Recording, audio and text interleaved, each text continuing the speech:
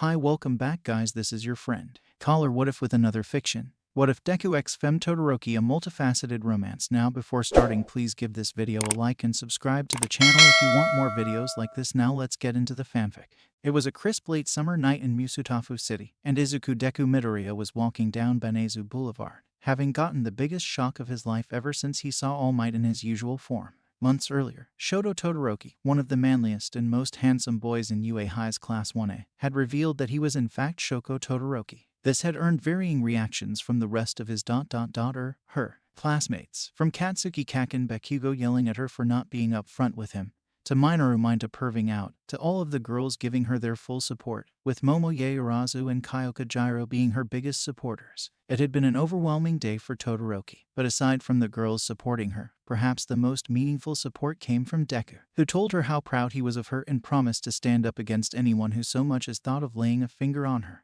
The first time he'd laid eyes on Todoroki, he'd found her somewhat attractive as a boy, more so at the sports festival when they were having their little chat before their match at the battle tournament, wondering why he couldn't control his heartbeat and his urge to sweat around her. However, he never imagined he'd find her strolling right next to him, her hair grown in a 60-second style flipped bob, with a figure to rival Yaoyorozu's, and quite frankly, he still wasn't sure how to handle this, but he did his best. So, Todoroki, please, call me Shoko. Right. So anyways, I just wanted to say, I'm still trying to process you as a girl. I mean, I'm proud of you for being brave enough to reveal your true colors, but I'm really not good at the whole love thing. I'm not good at it, either. All I know is that your actions at the sports festival touched me like nothing else could, and I owe you a debt of gratitude for your help. Deku smiled nervously. I'm glad. Deku and Todoroki said nothing else as they strolled along the boulevard. One thing that Deku couldn't help but notice about the boulevard was that it was frequented by Furui Tetsu no Eikoka, a subculture of people who imported old American cars, trucks and vans from the 60 to 70 seconds and held cruise nights here.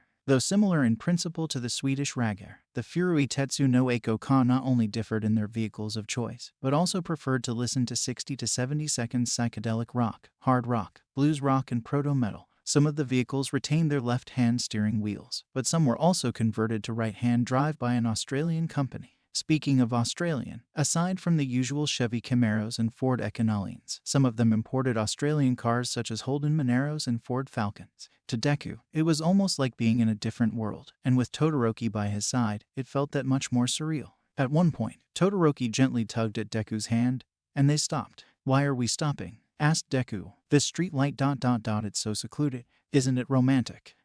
Before Deku could answer, Todoroki wrapped her arms around him and kissed him. Despite the heat rushing to his face along with the redness, he nevertheless wrapped his arms around her as well. For years, he had dreamed of being a hero just like All Might, but until he met Todoroki, he never once imagined that being a hero could mean doing something as simple as helping somebody to come to terms with their identity. Nevertheless, in this moment, he felt extremely proud of himself, knowing that he'd helped liberate a poor, unloved soul from the crushing oppressiveness that came not only from having to hide who she was, but also letting someone else define half of her quirk.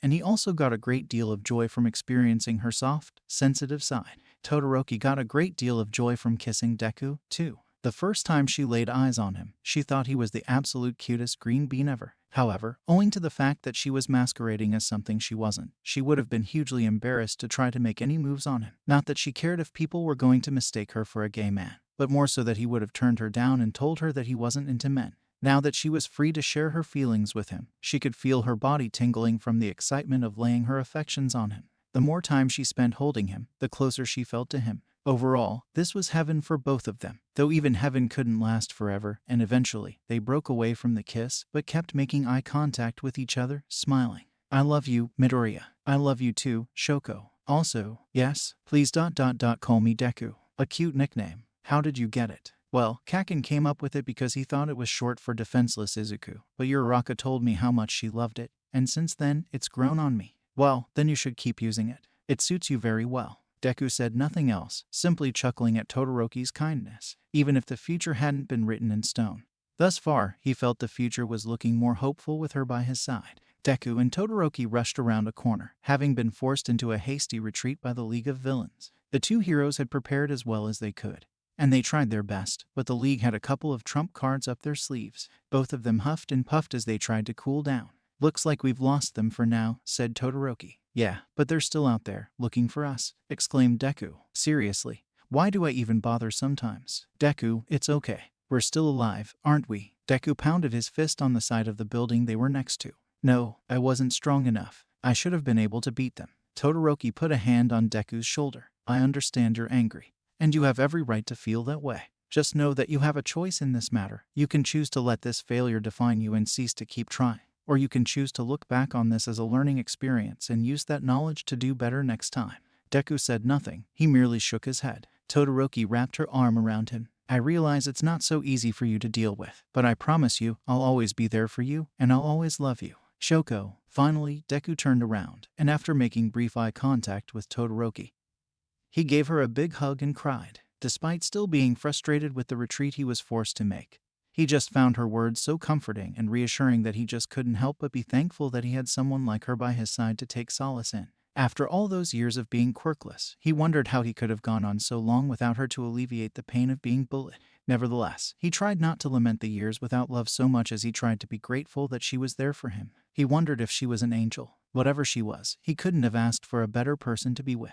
Todoroki couldn't have asked for a better person to have in her arms, either. After Deku had given her the courage to use the hot portion of her quirk at the sports festival, she knew that he was the kind of guy that she wanted to be in love with. And now that she was here, giving him her love, she felt really good about herself, especially considering that she was giving him comfort in his hour of need. While she didn't have an intimate understanding of how much hurt the little green bean been through in the past, holding him in her arms, she felt that he must have felt really messed up inside to feel awful about something like this. Because of this, she elected to hold him in her arms as long as possible. He stopped crying at one point, but he too kept holding on to her. He did let go eventually, but not before both of them had gotten their fair share of comfort. I'll always love you, too, said Deku. Todoroki smiled and gave Deku some tissues, which he used to blow his nose and dry his eyes. Hey Deku, if it's all right with you, I'd like to take you out to dinner. I know this place that has really good katsudon. Deku gasped and smiled. I'd love to. Let's go. Deku and Todoroki held hands as they headed for the restaurant.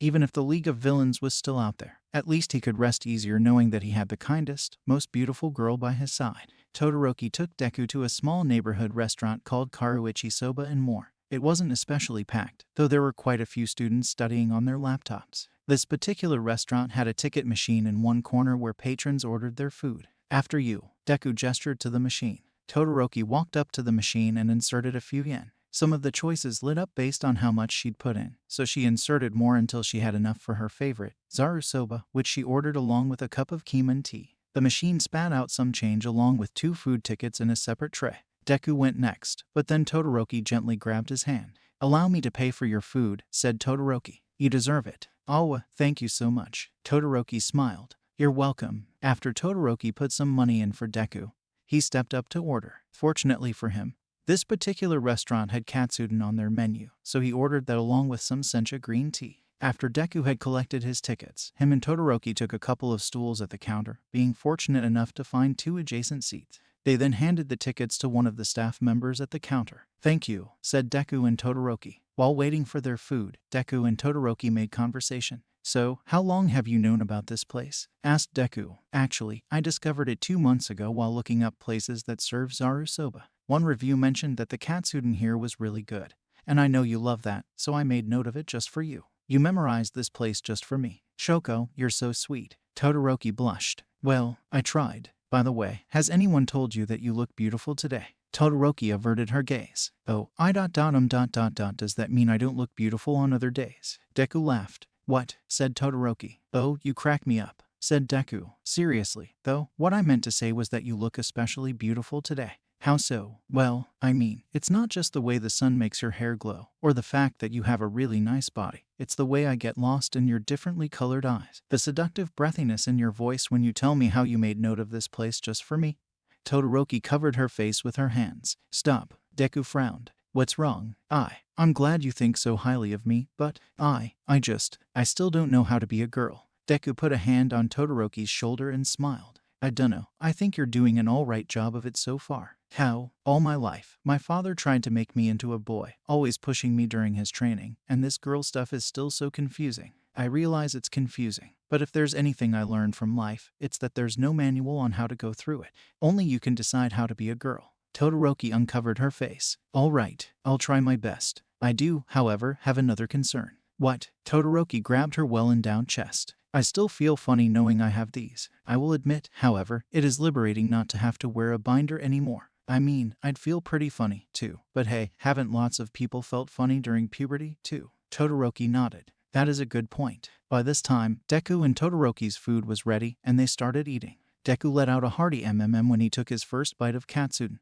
The way the panko breading made it crunch and the fact that the flavor practically took his senses to Mars meant that he had one response for Todoroki. This is really good katsudon. Shoko, I knew there was a reason I was so attracted to you. Todoroki swallowed some noodles and raised an eyebrow. I'm glad you're enjoying it. But did you really know there was a reason? Deku laughed again. Why are you laughing? Said Todoroki. I am sorry. I just think you're so lovely. Todoroki stared at Deku briefly, but then broke out into a smile. Oh Deku, you're so cute. Todoroki wrapped her arms around Deku and ruffled the green bean's fluffy hair, causing him to giggle. Tell me, how long have you been attracted to me? Asked Deku. I have to be honest. Ever since I first saw you, I thought you were the cutest boy ever. Granted, the fact that I was still pretending to be a boy at the time made things very weird for me, but now that I don't have to pretend, I feel much more comfortable opening up to you. Deku put a hand on Todoroki's shoulder and smiled. Shoko, you shouldn't have to worry about what other people think of you just because of how you identify.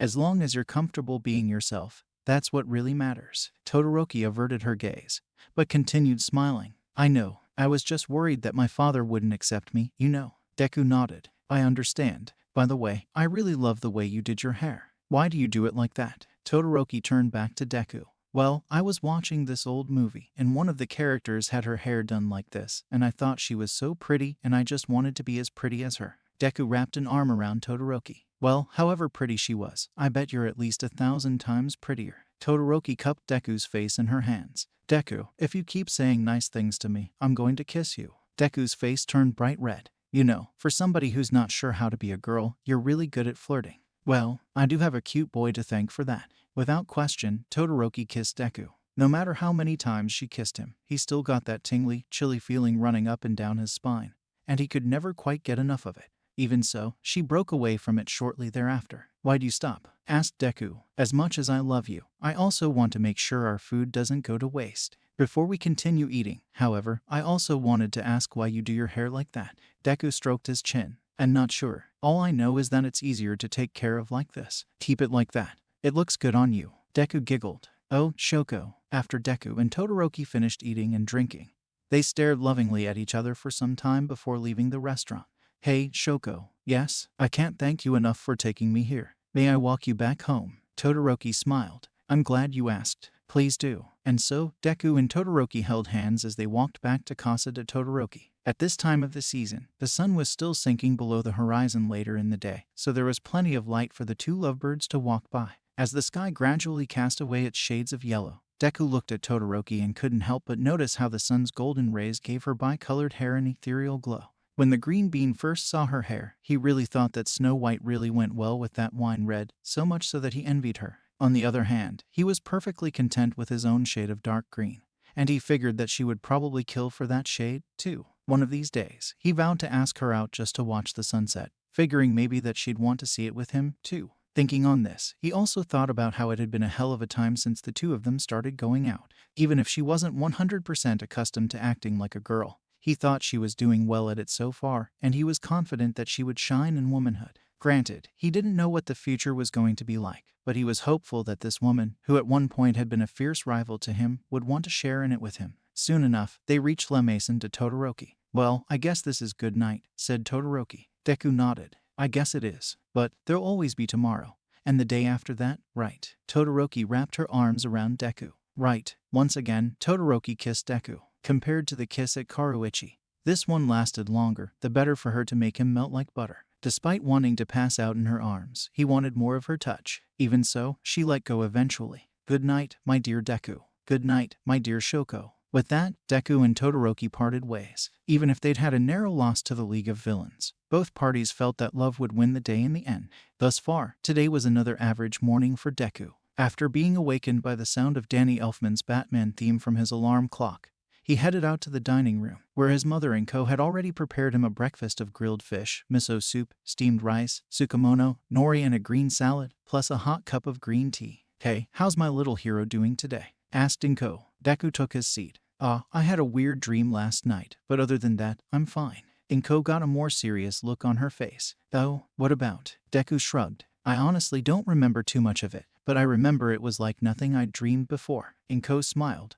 But you're still here today, aren't you? It was only a dream. Deku nodded and took a bite of his fish. Sure, it was only a dream, but those had to make him wonder sometimes. After breakfast, Deku took care of his dental hygiene and did his daily workout, which mainly consisted of push-ups, pull-ups, and dumbbell curls. After that, he did nothing in particular. There are no classes scheduled for today, no special programs, no obligations in general. Knowing that he had all this free time to himself, Deku was at a loss as to what to do at first. But then when he fired up his computer, he decided to play GoldenEye on an N64 emulator. However, his GoldenEye ROM was unique in that it was modded so the player was playing as All Might, and all the enemies and NPCs were replaced with villains and heroes that the symbol of peace had encountered in his travels. Because a keyboard and mouse just wouldn't do, he controlled the game using an N64 controller hooked up to the computer via a USB adapter. Even though he'd played the game several times over, it still gave him great joy to blow away KF7-wielding bad guys, and this mod was one of the things that kept it fresh. Then, while he was wasting enemies, he heard John Williams' Superman theme, which was the ringtone for his phone, so he paused the game and answered the phone. Hello, Deku, it's Shoko. Oh, good morning, Shoko. How are you? I'm doing all right. And you? I'm fine. Good to hear. Listen, I called because I was wondering if it was okay if I paid a visit to you. Of course, feel free to come on over. Thank you. I'll be there soon. Goodbye. Bye. Deku hung up. Ever since that fateful kiss on the boulevard, there hadn't been a single person whom he'd been looking forward to seeing more than her, and now that she was paying a visit to him, he was looking forward to it that much more. He tried playing some more GoldenEye to while away the time until she got there, but considering that the mere thought of seeing her was causing his heart to race and his body heat to rise, it was very difficult to concentrate on the game.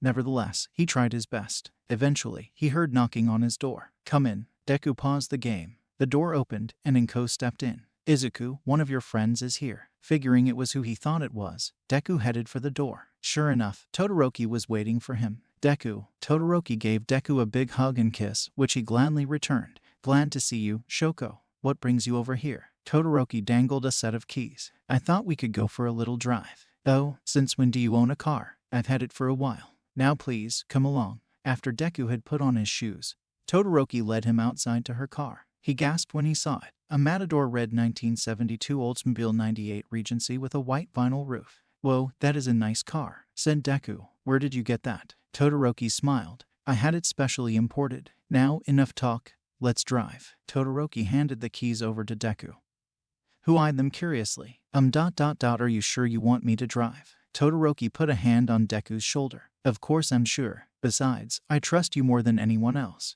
Deku smiled nervously. Well, okay. Deku hopped in the driver's seat of the big Oldsmobile, buckling his seatbelt like a good little green bean, and Todoroki sat next to him. He smiled as the velour seating caressed his body. After that, he fired up the engine and got quite a rush from hearing that 455 rocket V8 sound. After taking in the mighty V8 for a few seconds, he put the car in drive and drove off. At first, he was quite nervous about handling such a slab of American iron on tight Japanese roadways.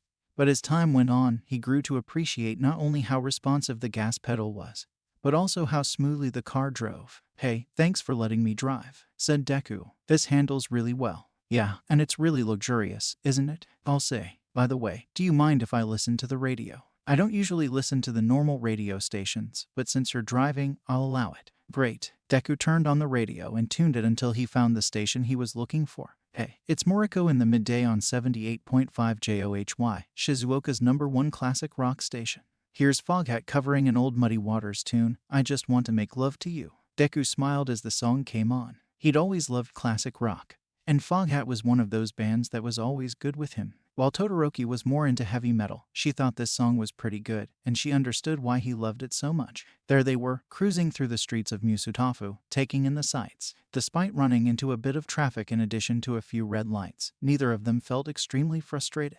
After all, they had no place in particular to go today, so there was no rush. Besides, Deku was really enjoying the fact that Todoroki's car was getting more than a few looks from pedestrians.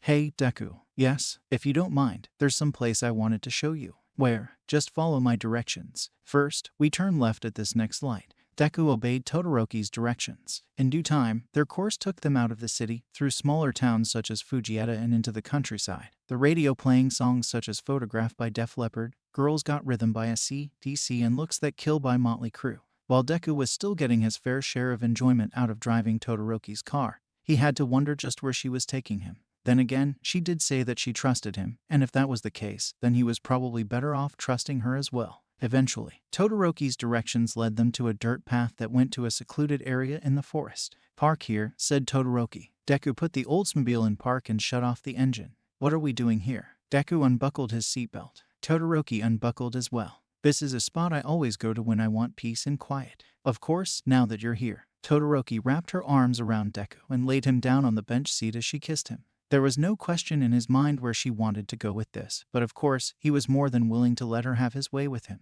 Todoroki sat at her vanity, wearing a white thigh-high dress, applying makeup. At first, after outing herself, she'd never thought much about makeup.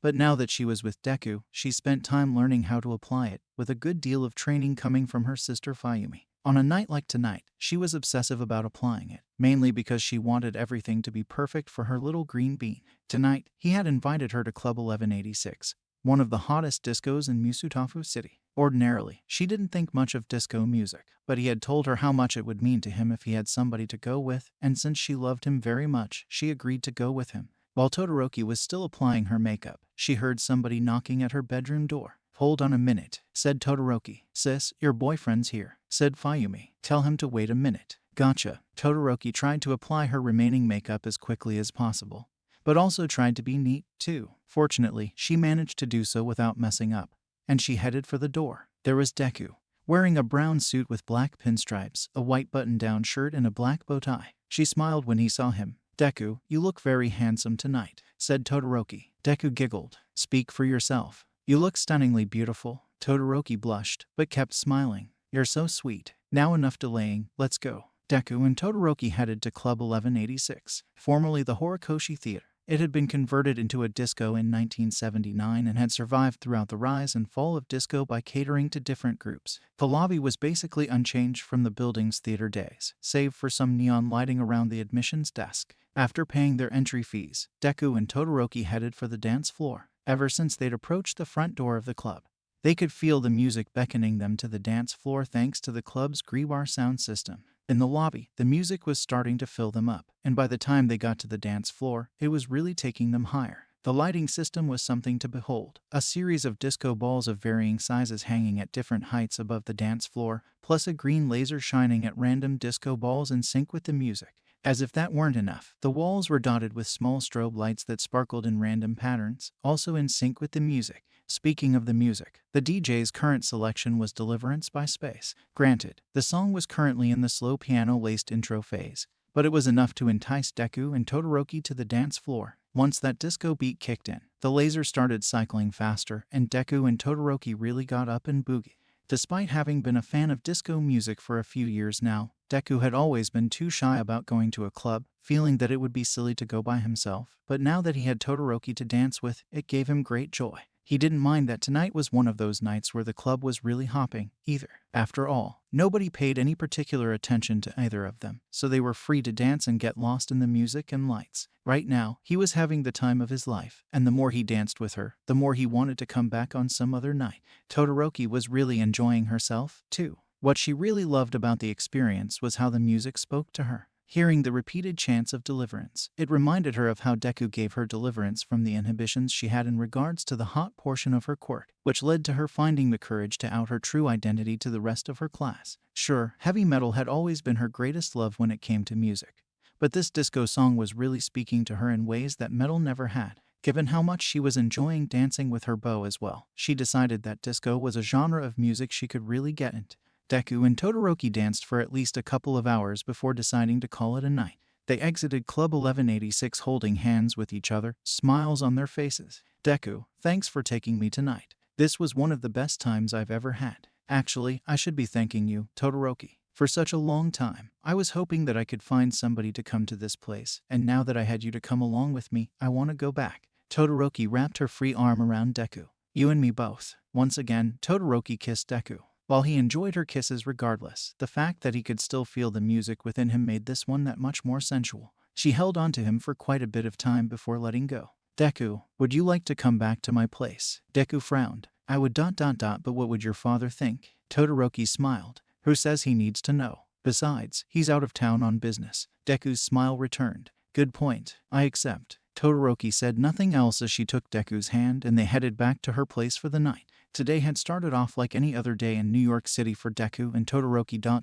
that is. Until they boarded the subway at the Mount Eden Ave station. At some point between the Bronx and Manhattan, a group of 4 men wielding AKM assault rifles had brought the train to a halt and held all the passengers hostage. Their demand was simple. The NYC government was to pay them $10 million, or they would kill one hostage every minute the money was late. Supposedly, the mayor agreed to pay the ransom, but in reality, it was a trap set up by the NYPD's emergency service unit to ensnare the terrorists.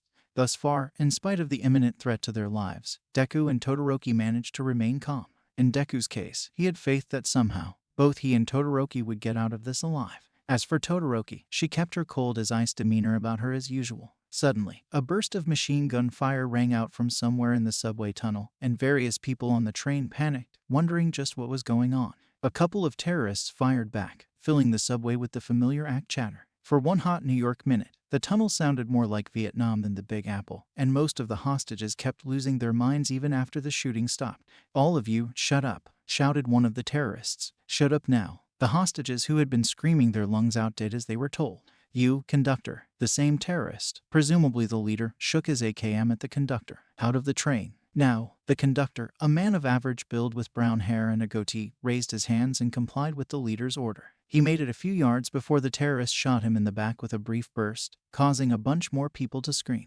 Despite this, Deku and Todoroki remained calm throughout the ordeal. Holding each other's hands definitely helped. Attention, whoever's in the train. This is Sergeant Jershon Mikawa of the NYPD, said a voice from within the tunnel. We're sorry about the shooting, and we're bringing the money over. No tricks, we promise. There better not be any tricks, or another hostage will die, said the terrorist leader. Sergeant Mikawa began to approach the train, holding a large gym bag full of money. Remove your service pistol before you approach, said the leader. Mikawa slowly drew his Glock 17 from its holster and dropped it between the train tracks. He then approached the train slowly, praying that the terrorist leader wouldn't tear him apart with 600 rounds per minute of 7.62 x 39 mm lead. The hostages all looked on with a mix of fear and hope as well. Fortunately for Mikawa, he was able to make it to the train and hand over the money. Thank you for your cooperation, said the leader. Now if you'll excuse us. Another terrorist at the train's controls set the train in motion. Wait, exclaimed Mikawa. This wasn't part of the deal. Tusk, deals are meant to be broken, said the leader. Various people on the train freaked out when the train set off, so the leader fired his AKM at the ceiling. The next person who screams is going to get shot, said the terrorist's leader. Is that clear? Everyone else did their best to suppress screaming lest they receive 7.62 x 39 mm death. Good, said the leader. It's been fun, but we'll have to get off here. See you never. The 4 terrorists hopped off the train near the next station before it started picking up significant speed. What's going on? Said one passenger. Is anyone even driving? Said another. We're gonna die, screamed another. Todoroki got up from her seat and flashed an NYPD detective's shield. Nobody's going to die. I'm a cop. Deku, stop the train. I'm going after the terrorists. Right. Todoroki tucked and rolled as she hopped off the train, while Deku flashed his own detective's shield. All right, everyone, I'll do my best to stop the train, said Deku. Please, try to remain calm. Everyone watched as Deku headed for the engine and discussed the situation amongst themselves. Stopping the train seemed easy enough ... that is, until Deku got to the controls and not only discovered that the motorman was laying on the floor with his throat slit, but the terrorists had sabotaged the dead man's switch. Meanwhile, Todoroki was running through the subway tunnel, chasing after the terrorists. She detached an Uzi from its DeSantis rig concealed beneath her M65 field jacket and brought it to bear. NYPD, freeze, shouted Todoroki. Instead of freezing like they were supposed to, the terrorists raised their AKMs at Todoroki and attempted to blow her away. Fortunately, she blocked their bullets with an ice shield and returned fire. In comparison to the terrorists, she had better aim, killing 2 and hitting a third in the leg. Not wanting them to get away, she started ice surfing in an attempt to catch up. She easily caught up to the terrorist who'd been shot in the leg, but his accomplice was nowhere to be found. Halt, shouted Todoroki. The terrorist dropped his rifle and immediately put his hands up. Get on your knees and interlock your hands behind your head. The terrorist complied with Todoroki's orders, and she patted him down before handcuffing him. She then lowered her Uzi and pulled out a Motorola handheld radio. 4-4 Squad 9 to Central, said Todoroki. 4-4 Squad 9K. Central, I've eliminated 2 suspects and have apprehended a third. My partner is still on the train,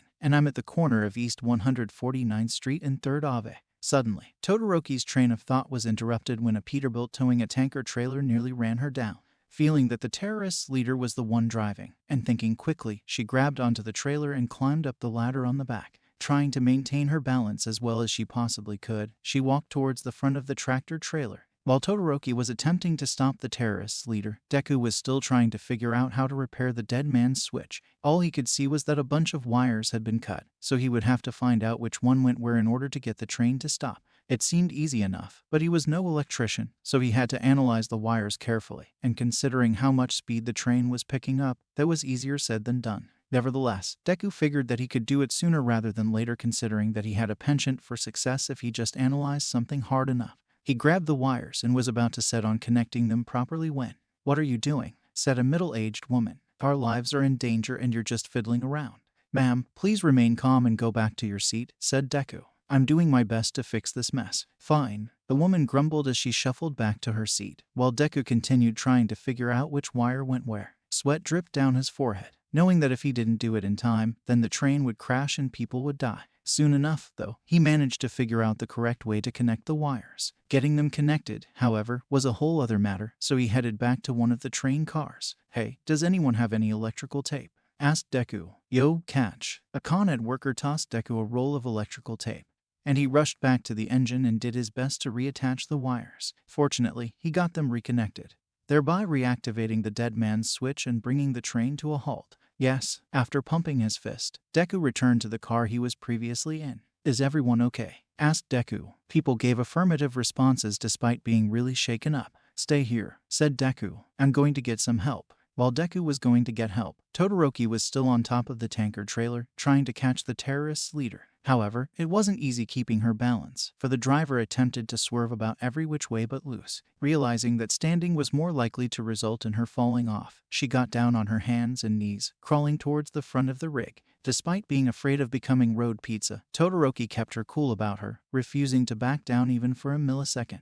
Despite her best efforts to make it to the truck part, though, the leader eventually swerved so hard that Todoroki was thrown aside. She managed to catch onto the lip of the roof of the tanker trailer, but it was clear that if she didn't do something quickly, then she would get thrown off. Looking around, she focused her gaze on the truck, and then she shot a burst of flames at the rear tires. The terrorist leader took notice of this and shook the rig around wildly in an attempt to extinguish the flame.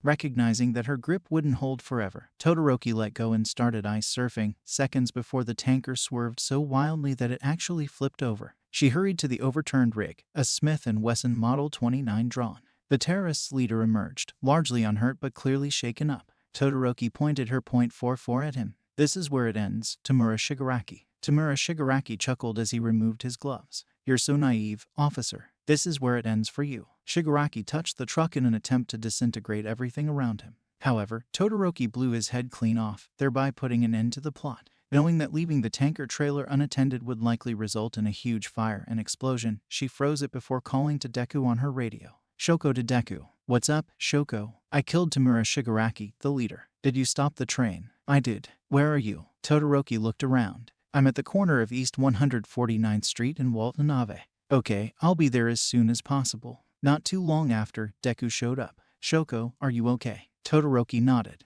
"I'm fine. I have to be honest. I couldn't have asked for a better man as my partner." Deku smiled. "I couldn't have asked for a better woman, either." Deku and Todoroki wrapped their arms around each other and kissed each other. Shortly thereafter, a bunch of NYPD and FDNY units showed up. A black male NYPD officer approached the two. "Whoa, what a mess," said the officer. "It couldn't be helped," said Todoroki. "Hey Matthews, we stopped the train," said Deku. "Let Central know that the hostages are somewhere between the 86th and 77th Street station."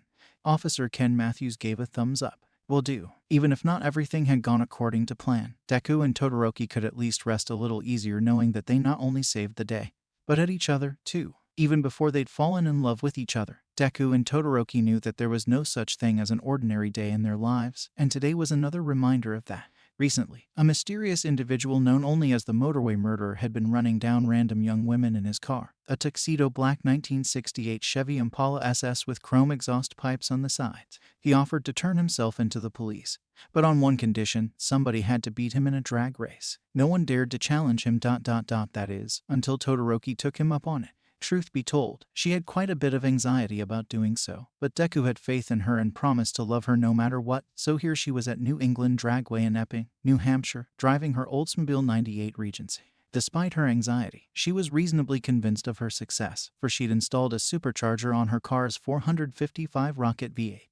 Thus, here they were on the starting line, facing the motorway murderer, whose identity was obscured by a black full-face racing helmet. Todoroki got some chills down her spine as she turned and saw the madman looking at her. Noticing this, Deku put a hand on her shoulder. "You've got this, Shoko." Todoroki looked over at Deku's smiling face and nodded. After a brief burnout between both cars, they pre-staged before staging. Within half a second, the Christmas tree went green for both lanes, and the race was on. Despite Todoroki putting her foot to the floor, it looked as though the Impala might have the advantage at first. However, Todoroki's raw determination meant that she kept the pedal firmly to the floor, and about halfway down that quarter mile, the Oldsmobile overtook the Impala, and soon enough, Todoroki and Deku had proven victorious. The crowd went wild for them, applause tearing through the air. However, as they pulled away from the track, it became clear that the motorway murderer was unwilling to hold up his end of the bargain, for he gave Todoroki's Oldsmobile a bump on the rear end. "Deku, I don't think we're clear yet. Keep driving. I've got an idea." Todoroki kept driving, ending up on Route 101, while the motorway murderer kept following them. Once they got out onto a nice, straight stretch of freeway, Deku cranked down his window, unbuckled his seatbelt, and climbed up out the window. "Deku, what are you doing?" "Keep driving. I got an idea." Using the windowsill as a platform, Deku jumped up into the air and Detroit smash. Deku aimed a punch square at the grille of the Impala, which not only connected, but smashed the front end in and caused the car to do a backflip through the air, landing on its rear bumper before ultimately flopping down on its roof. Once the carnage was done, Deku ran over to Todoroki, who'd come to a stop a few yards away from the wrecked Impala, which was leaking gasoline out onto the freeway. Suddenly, while the motorway murderer was attempting to clamber out of the wreckage, a spark ignited the pool of gasoline. No, the motorway murderer desperately flailed about as the flames engulfed him. "Oh God, it burns. It burns. Somebody help me. Help me." The motorway murderer let out a blood-curdling scream. But it was useless. The Impala exploded in a giant fireball and took him with it, while Deku and Todoroki watched. "Well, we did it," said Todoroki. Deku nodded. "Yeah, good driving, by the way." "Thank you. You did well stopping the madman, too." "Hey, this was a team effort, and I'm happy to have you on my team." Likewise, Todoroki gave Deku another hug and kiss, while the New Hampshire State Police and the Epping Fire Department responded to the Chevy conflagration. Another day, another victory for the forces of good. Another day of classes had ended at UA, and Deku and Todoroki were walking back to the dorms, holding hands with each other. No matter how hard any of their classes got, they were happy knowing that they had the consolation of being able to join each other after classes. Even so, Deku could never quite shake the intense warmth that welled up within him whenever he was around her. Part of him didn't want to, figuring that it was normal to feel so weird around a beautiful young lady that he was so intensely attracted to. Todoroki even took notice. "Deku, is everything okay?" Deku averted his gaze slightly. "Oh, yes. Well, I still have a bit of trouble getting used to the fact that the most beautiful girl in the world was right under my nose this whole time. I realize it's not easy thinking of me as a girl, but I really appreciate the fact that you've been so kind and supportive towards me. Really, that's the only thing I ask for from a boy." Deku did his best to look Todoroki in the eyes. "Really?" Todoroki smiled. "Of course. Why should love be complicated? If two people really like each other, shouldn't their relationship speak for itself?" Deku nodded and smiled. "That is a good point. Even if I do still have trouble getting used to thinking of you as a girl, I'm glad you're not very high maintenance. I wouldn't have it any other way." Deku and Todoroki held hands as they continued heading for the dorms. "Hey Deku." "Hey Todoroki." Deku and Todoroki paused and turned around to see who'd addressed them. It was none other than Ochako Uraraka. Deku began sweating nervously when he saw her. "Oh, hey Uraraka." Deku rubbed the back of his head. "Hey, why you're not mad at me for going out with Todoroki, are you?" Ochako smiled. "Deku, I'm not mad at you at all. I'm really happy for both of you. I mean, all I want is for my friends to be happy, you know." Deku wiped off his brow and breathed a sigh of relief. "Oh, thank you. I couldn't have asked for a better friend." Ochako averted her gaze slightly and twiddled her fingers. Honestly, though, I think I might actually be a lesbian. Todoroki smiled. Uraraka, whatever you are, I just want to tell you that I really appreciate how you supported me during my coming out, and I promise I'll be there for you if you need it, too. Awa, thank you so much. Without question, Todoroki pulled Uraraka into a hug. Despite being flustered by the fact that Todoroki's breasts were smooshing against her head, Uraraka nevertheless returned the hug. Also, in spite of not being 100% sure of her sexual orientation, Uraraka felt really good about hugging Todoroki, mainly because it meant so much to her that someone who'd been through so much and who had gotten quite the outpouring of support was giving it back to her tenfold. And she really appreciated how soft, warm, and cuddly she was. In her time at UA, Uraraka had made her fair share of friends, but thus far, none of them were quite like Todoroki. Even if they hadn't interacted often, she had seen deep down inside that this girl with the bi-colored hair was truly a kind, loving soul who deserved to be called a hero. Despite not interacting with Uraraka much, Todoroki had heard quite a bit about her from Deku, and based on what she'd heard, she thought of her as a positive, uplifting individual and decided that she was somebody she'd like to get to know better. However, because of her own cold, withdrawn attitude, she could never have fathomed making an attempt to get to know her better. However, when Todoroki came out as a girl to everybody, Uraraka revealed her true colors, and to Todoroki, they were the most vibrant colors that her eyes had ever had the pleasure of feasting upon. Ever since that day, Todoroki looked forward to getting to know Uraraka better, and while they hadn't always had opportunities to hang out, she was nevertheless extraordinarily grateful for moments like this one.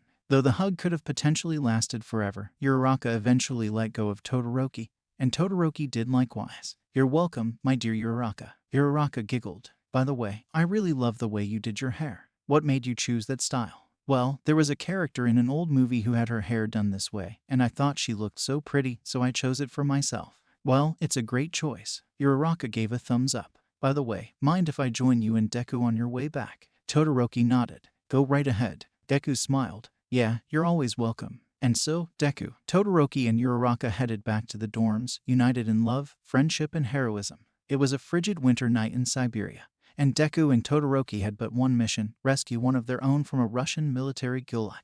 To this end, they disguised themselves as Russian soldiers, wearing Shinel longcoats over their M69 uniforms and Ashankas with the familiar red star on the front. Both of them carried AK-74 rifles. Thus far, they were going about the camp unnoticed. "Hey, got any idea where Kaminari is?" whispered Deku. "I have a general idea, but to get more specific information, we'll need to obtain a prisoner roster." Deku nodded. "Right. By the way, how are you not cold? Even with this coat and hat, I'm freezing. I'm naturally resistant to extremes of hot or cold." "Well, I guess that makes sense with your quirk." As they headed for the office where the prisoner roster was supposed to be, Deku and Todoroki continued to blend in with the other guards. "Mostly, I, Kakdila," asked a guard. "Nai Plako," replied Todoroki. "Avai, and Nai Chirtovsky Kolodno." Todoroki said nothing further. Though he knew his fair share of Russian, Deku had elected to leave the talking to her. Besides, he thought she sounded really sexy when she was speaking Russian. "Tai Korosho Pravidishnak?" asked another guard. Todoroki nodded. "Takim nogo kakim magu." "Ah, Korosho." Thus far, Deku was relieved that their disguises were working, though he wondered how the guards didn't say anything about Todoroki's hair being visible under her Ashanka. However, not everything was peaches and cream. "Izvinitai, no M9 nushno uvidiat vashi dokumienti," said another guard. Knowing that the guard was asking for identification, Deku and Todoroki wasted no time in whipping out their papers and handing them to him. They attempted to keep their composure as best as they could while the guard checked their IDs. "Prostatai menya, ribiata." The guard handed back their IDs. "Prodoljet." Deku and Todoroki nodded before continuing on their way. "That was close," whispered Deku. Todoroki said nothing else, she merely nodded. Soon enough, they came upon a small office. "This must be where the roster is kept," said Todoroki. "Keep a lookout while I open the door." "Right." Deku did a brief look-see of his surroundings, and once he was sure that nobody was looking, he gave a thumbs up to Todoroki, and they entered the office. It was fairly sparse, save for some photographs and maps on the wall, plus a wooden office desk, a swivel chair, and a file cabinet. "Check the desk," said Todoroki. "I'll search the file cabinet." "Got it." Deku not only poured through the papers on top of the desk, but also the various drawers, while Todoroki went to work on the file cabinet. At first, they found nothing. Nevertheless, Deku was convinced that Todoroki was right, so they continued searching, but stopped when they heard the doorknob turning. While the door was opening, they attempted to compose themselves as best as they could and act normally. Then stepped an officer, a lieutenant colonel or podpolkovnik, judging by the 2 stripes and 2 stars on the shoulder boards of his uniform. Покажите мне ваши документы, said the officer. Without hesitation, Deku and Todoroki whipped out their papers and handed them to the lieutenant colonel. Kto vash commandeer, asked the officer. Tavarish podpolkovnik, razvai etia informacija nidolzna bite v nashik dokumentek, asked Todoroki. The officer glared at Todoroki. Kto vash commandeer. Todoroki began sweating nervously. Kak vas zavod, said the lieutenant colonel. Todoroki's face was red. Kak vas zavod. Knowing that they were likely screwed if they continued to let the lieutenant colonel live, Deku whipped out his Axe-74. Stop. Before the officer could draw his Makarov, Deku shot him in the head. Todoroki gasped. Deku, I'm glad you saved my life, but somebody could have heard that. Then that's a risk I'm willing to take. Help me drag his body behind the desk. Right. Deku and Todoroki dragged the officer's body behind the desk and continued their search. Soon enough, Deku, I think I found something. Todoroki held up a clipboard, which her and Deku did a quick look over. They found just what they were looking for, information on where Denki Kaminari was being held. However, they also heard someone approaching the office rapidly, so they put down the clipboard quickly and were about to leave when another guard burst in. Kto nibudes vas slyšel strelbu, asked the guard. Todoroki shook her head. Niet, zdies visai spokojno. Korosho, prosto de mni zenat, jesli uvidish chto nibud. The guard returned to what he was doing before, while Deku and Todoroki wiped their foreheads with the backs of their hands. That was close. Todoroki put the clipboard on the desk. Follow me. Right. Deku followed Todoroki to the cell block area where Kaminari was supposed to be held. Along the way, despite the fact that Deku had shot a ranking officer, things were still going their way. Soon enough, they came upon the cell where Kaminari was. Oh no, please don't take me away, said Kaminari. I know nothing, I swear. SHH. Deku put his index finger up to his lips. Kaminari, we're here to bust you out. Todoroki used her fire and ice powers to expand and contract the lock, breaking it within short order. Come on. Todoroki quietly beckoned Kaminari over. Despite having been thoroughly bruised and bloodied, Kaminari had enough strength to get up and hurry out of his cell. He would need all the strength he could get, too, for alarms went off all throughout the gulag. Ostanovite edik divoik. Oni samosvansi. The guards discovered Deku, Todoroki, and Kaminari as they were attempting to make their escape and opened fire on them. However, since these guards were all graduates of the Imperial Marksmanship Academy, their shots missed by a country mile. However, the 3 heroes recognized that if they hung around here long enough, then their plot armor would run out and one of them would get shot. Thus far, though, Todoroki was doing a good job of keeping the guards at bay with her quirk, and Deku was laying down some serious fire with his Axe-74. However, Kaminari wasn't too happy about the current arrangement. Guys, can we stop playing around? There's too many of them. We'll never get out at this rate. Let me take care of this. Deku reached out for Kaminari. Kaminari, no. Thinking too quickly to stop, Kaminari let out a gigantic blast of electricity, shocking all the guards within shooting distance. While this made things significantly easier for the trio, this also had the effect of frying Kaminari's brains like KFC. I'll grab Kaminari, said Deku. We should be able to make a clean break for it. Right. Deku slung Kaminari over his shoulder, and he ran away with the help of One for All, while Todoroki followed by ice surfing. Fortunately, they made it out of the gulag without injury, and in a clearing miles away, there was an Mi-17 HIP helicopter awaiting them, which they recognized as their extraction team, so they hopped on board and flew away. Well done, Midoriya and Todoroki, said Shota Aizawa, aka Eraserhead. Once again, you two have gone above and beyond my expectations. I'm mildly impressed. Deku smiled. Well, I couldn't have done it without the best girl ever. Oh, Deku. Todoroki gave Deku another kiss. Having said that, I would have much preferred if you brought Kaminari back with his mind intact. Aizawa crossed his arms. Was Kaminari's only response. Deku smiled sheepishly, while Todoroki frowned. He'll get better. Right? Deku rubbed the back of his head. Aizawa simply gave a stern stare to Deku. Deep down inside, however, he valued Deku's and Todoroki's help. Todoroki was driving with Deku through a torrential downpour. They'd left an anime convention in Tokyo and were heading home.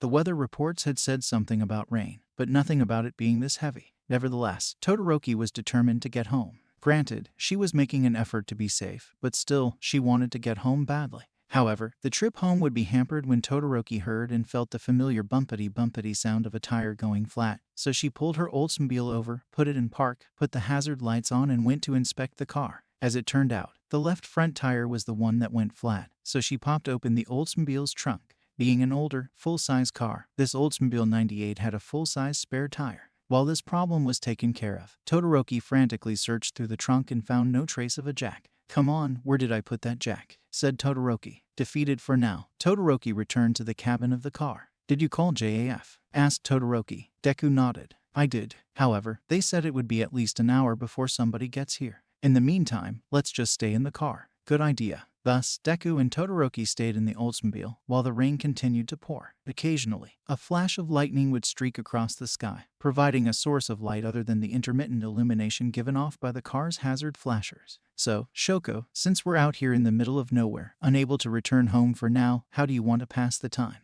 Todoroki stroked her chin. "That's a good question. Personally, I was thinking, maybe ... we could play truth or dare." Deku nodded. "That could work. Who should go first?" "I'm not sure. Why don't we play Jankenpon to decide?" "Okay." And so, Deku and Todoroki played a round of what in the US would be called rock, paper, scissors. Deku chose paper, while Todoroki chose scissors. "Looks like it's your turn," said Todoroki. "Truth or dare?" "Dare." "Very well. I dare you to show me your best All Might impression." Deku chuckled. "Very well." He changed his face and voice to resemble that of the legendary symbol of peace. "Have no fear. I am here." Todoroki giggled when she heard Deku's All Might impression. "Okay, your turn," said Deku, now sporting his usual voice and face. "Truth or dare?" "Truth." "Okay. So ... have you ever been jealous of any of the other girls in our class?" Todoroki smiled and averted her gaze. "Well, I was kinda jealous of Yaoyorozu, but other than that, not really." "Truth or dare?" "Truth." "Have you ever had a crush on any girls besides me?" "Well, I'm aware of the rumors regarding me and Uraraka, but the truth is, and this might surprise you, I had a really big crush on Asui." "Oh, why?" "Well, I really love the way she does her hair.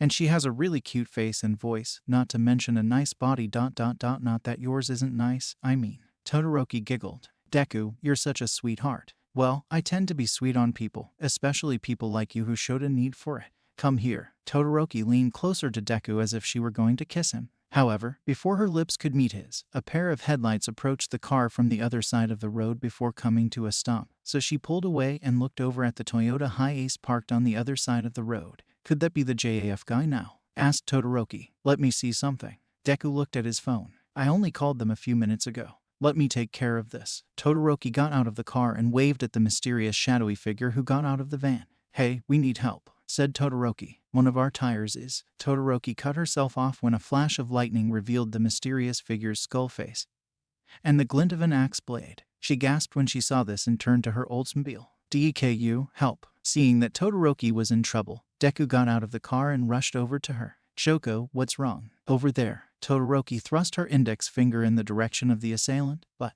over where?" said Deku. "Did you not see that evil killer with the axe?" "Shoko, there's nothing there but that van." Todoroki dropped her jaw when she saw that the mysterious figure had disappeared, and yet the van was still there. Without question, they searched the van, only to find nobody in it. "We should find somewhere else to wait," said Todoroki. "The car's not safe." "But where?" Todoroki looked around, and for a moment, she saw a mailbox illuminated by her Oldsmobile's hazard flashers. Looking further down the driveway, she saw a large house off in the distance as another flash of lightning streaked across the sky. "That house over there." Todoroki pointed in the direction of the house. Deku looked over to where the house was. "Shoko, that seems like a bad idea to me. The writer's probably expecting us to go in. What if there are evil monsters in there? What choice do we have? If we stay with the car, we're probably doomed if a wanton motorist comes for us." Deku sighed. "All right, we'll go in the house, but I'm doing so under severe protest." "Your protest is noted and understood." Continuing to struggle against the wind and rain, Deku and Todoroki headed for the house. Upon getting closer, they noticed that it was in a bit of disrepair. When they stepped on the porch, Deku knocked on the door. He got no response at first, so he knocked again, this time a bit more loudly. "Hello," said Deku. "Is there anyone in there?" Deku knocked a bit more loudly than the last time, but he still got no response. "Hey, let us in. We need some shelter from the rain." Deku and Todoroki still got no response, so Deku banged on the door quite hard. Still, there was no response, so with no other options, he decided to try opening the door and going in himself. Fortunately, or so it seemed, the door was unlocked, so they took their footwear off and went inside. Inside, it was pitch black, so Deku and Todoroki used the flashlights on their phones to search around in the darkness. Judging by what they could see, this house had fallen into disuse, with old, creaky floorboards, cobwebs covering various objects, old furniture that needed refinishing, even a dead wasp's nest on the ceiling. "Guess nobody's home," said Deku. "Let me turn on the lights." Since the house was retrofitted with electric lighting, Todoroki looked around for the nearest light switch and found one. Unfortunately, turning it on did nothing, and an attempt to turn on a nearby lamp on a small table did nothing either. Shoko ... Why is your hand on my shoulder? I'm not touching your shoulder. Deku looked over at Todoroki and noticed that she was opposite the side of his body where he was being touched, realizing that there was quite possibly a ghost in the house.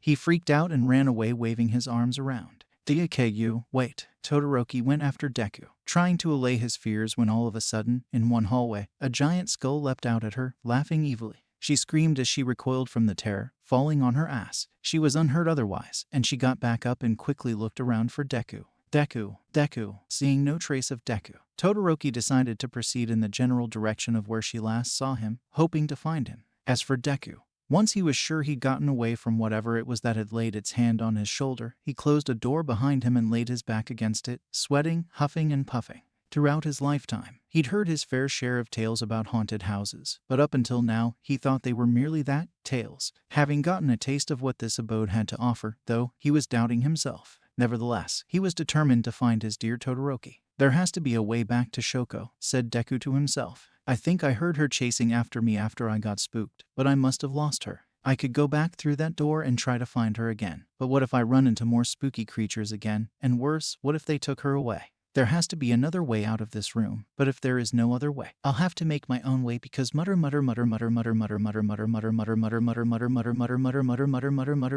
mutter. Come on in here, said a demonic voice. Deku screamed as he saw another door open into a hazy, bright red room. Worse, the opening of the door caused a swarm of bats to fly into the room where he was, and he screamed and swatted about as he attempted to bat away the bats. Not wanting to become bat food, he scurried to the new door, seeing no other way out. He entered another hallway, and he tried his best to make his way back to Todoroki, coming into another room that had a dead end.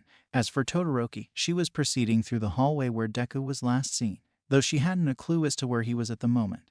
And though the house was giving her more creeps than Radiohead, she refused to give up. She opened a nearby door, which led into a bedroom. Like the rest of the house, it was similarly decrepit, though one item of interest that she caught was the fact that the queen-size bed was neatly made. Deku, no response. Deku, it's Shoko. Are you in here? Still no response. Figuring that Deku would have responded affirmatively if he'd heard her, she left that room and proceeded onwards, using her fire not only as a source of light, but also readying herself in case of attack. Soon enough, she got to another room and got spooked when a bunch of bats flew out upon opening the door. Her flame burned brighter and hotter, and she very nearly burned the entire house down. Okay, get a hold of yourself, Shoko. Todoroki took a couple of deep breaths. Deku couldn't have gone far. Besides, there are only so many rooms in this house. Aside from the bats, the room that Todoroki entered was pretty much empty. The hazy red glow that emanated from the other hallway was still present, so she followed it, hoping to find him before it was too late.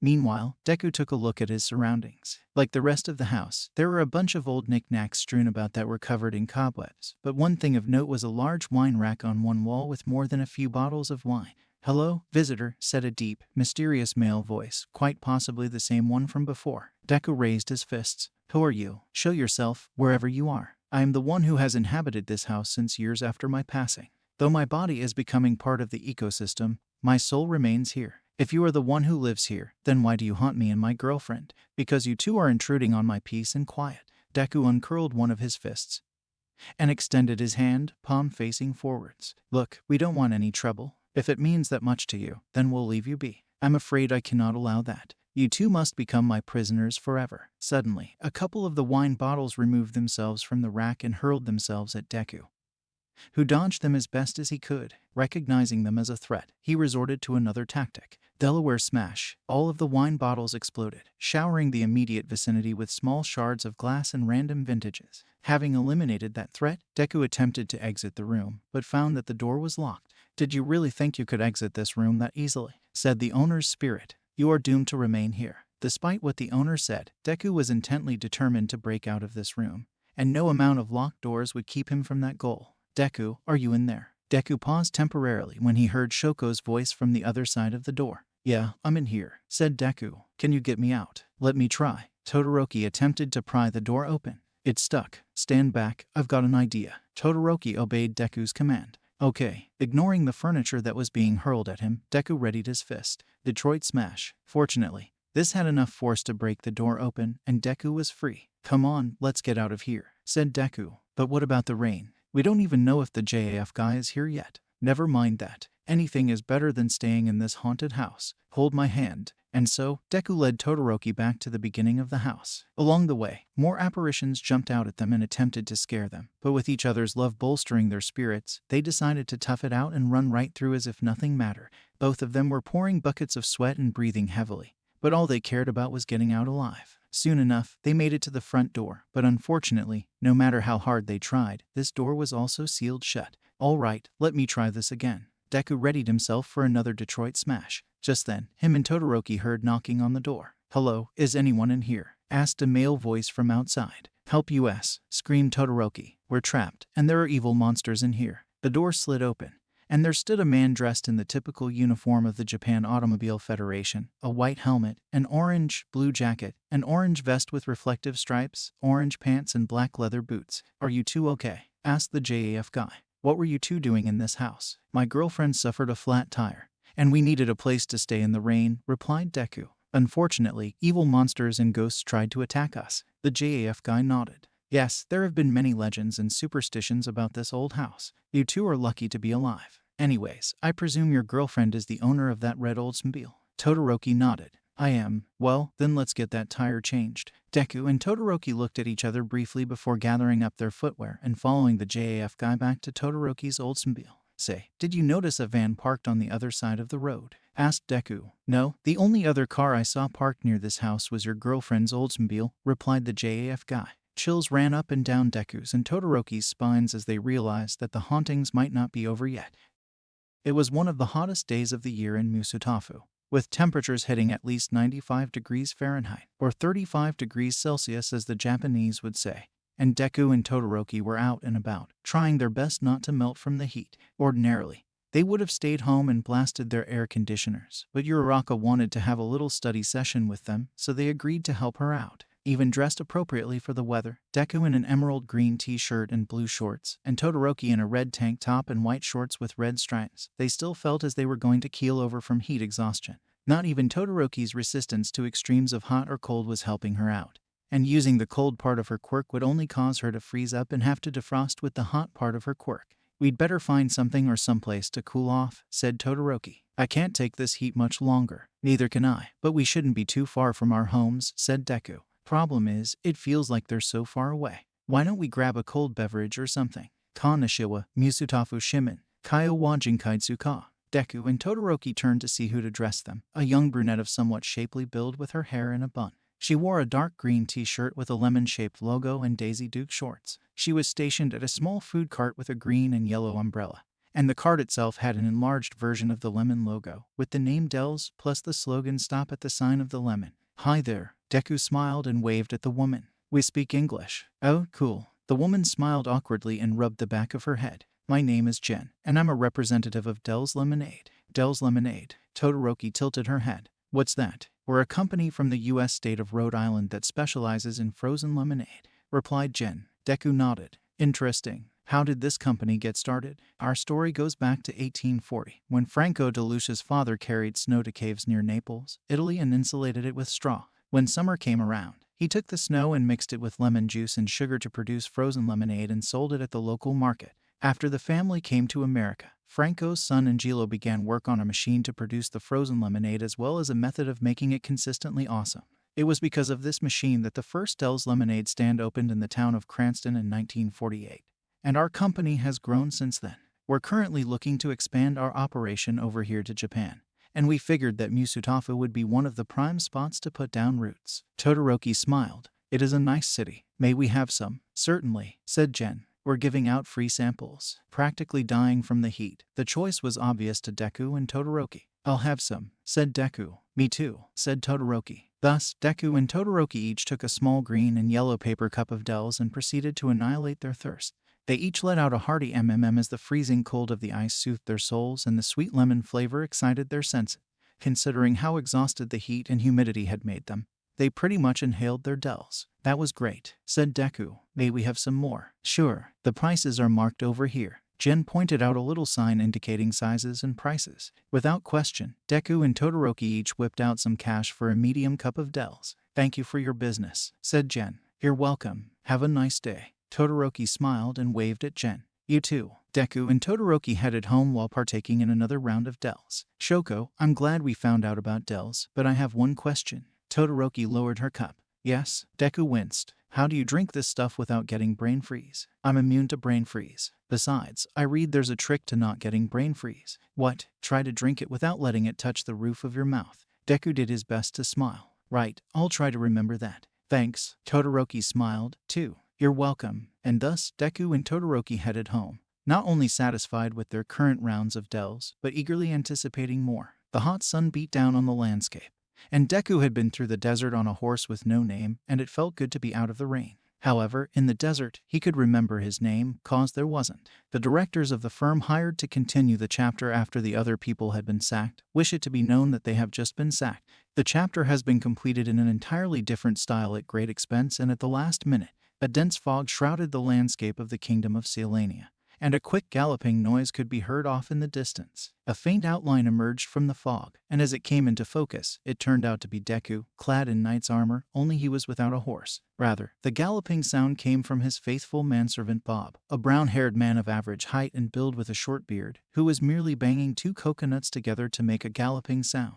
Nevertheless, they were proceeding at quite a brisk pace. Whoa there! Deku held up his right fist and stopped, and Bob came to a stop as well. In the distance, Deku could see a light of some sort. He wasn't too sure, but he figured it was probably a campfire. However, he could only faintly make out one other shape at best. He wanted to be sure that whatever the light source was, it wouldn't lead him to danger. However, when a few minutes passed and nothing happened, Deku motioned forward to Bob, and they proceeded onwards towards the light. As the light grew brighter, it became apparent that it was a campfire. Furthermore, there were 3 knights seated around it. Almost immediately, they took notice of Deku and Bob. Who goes there? Said the first knight, a tall man with brown hair and a goatee. My name is Izuku Midoriya. Though I am but the son of a poor cobbler, I have ridden the length and breadth of this great kingdom, searching for valiant knights who will join me in my great quest. Will you join me? What? Said the second knight, a man with blonde hair and a mustache, ridden on a horse. Deku nodded. Why?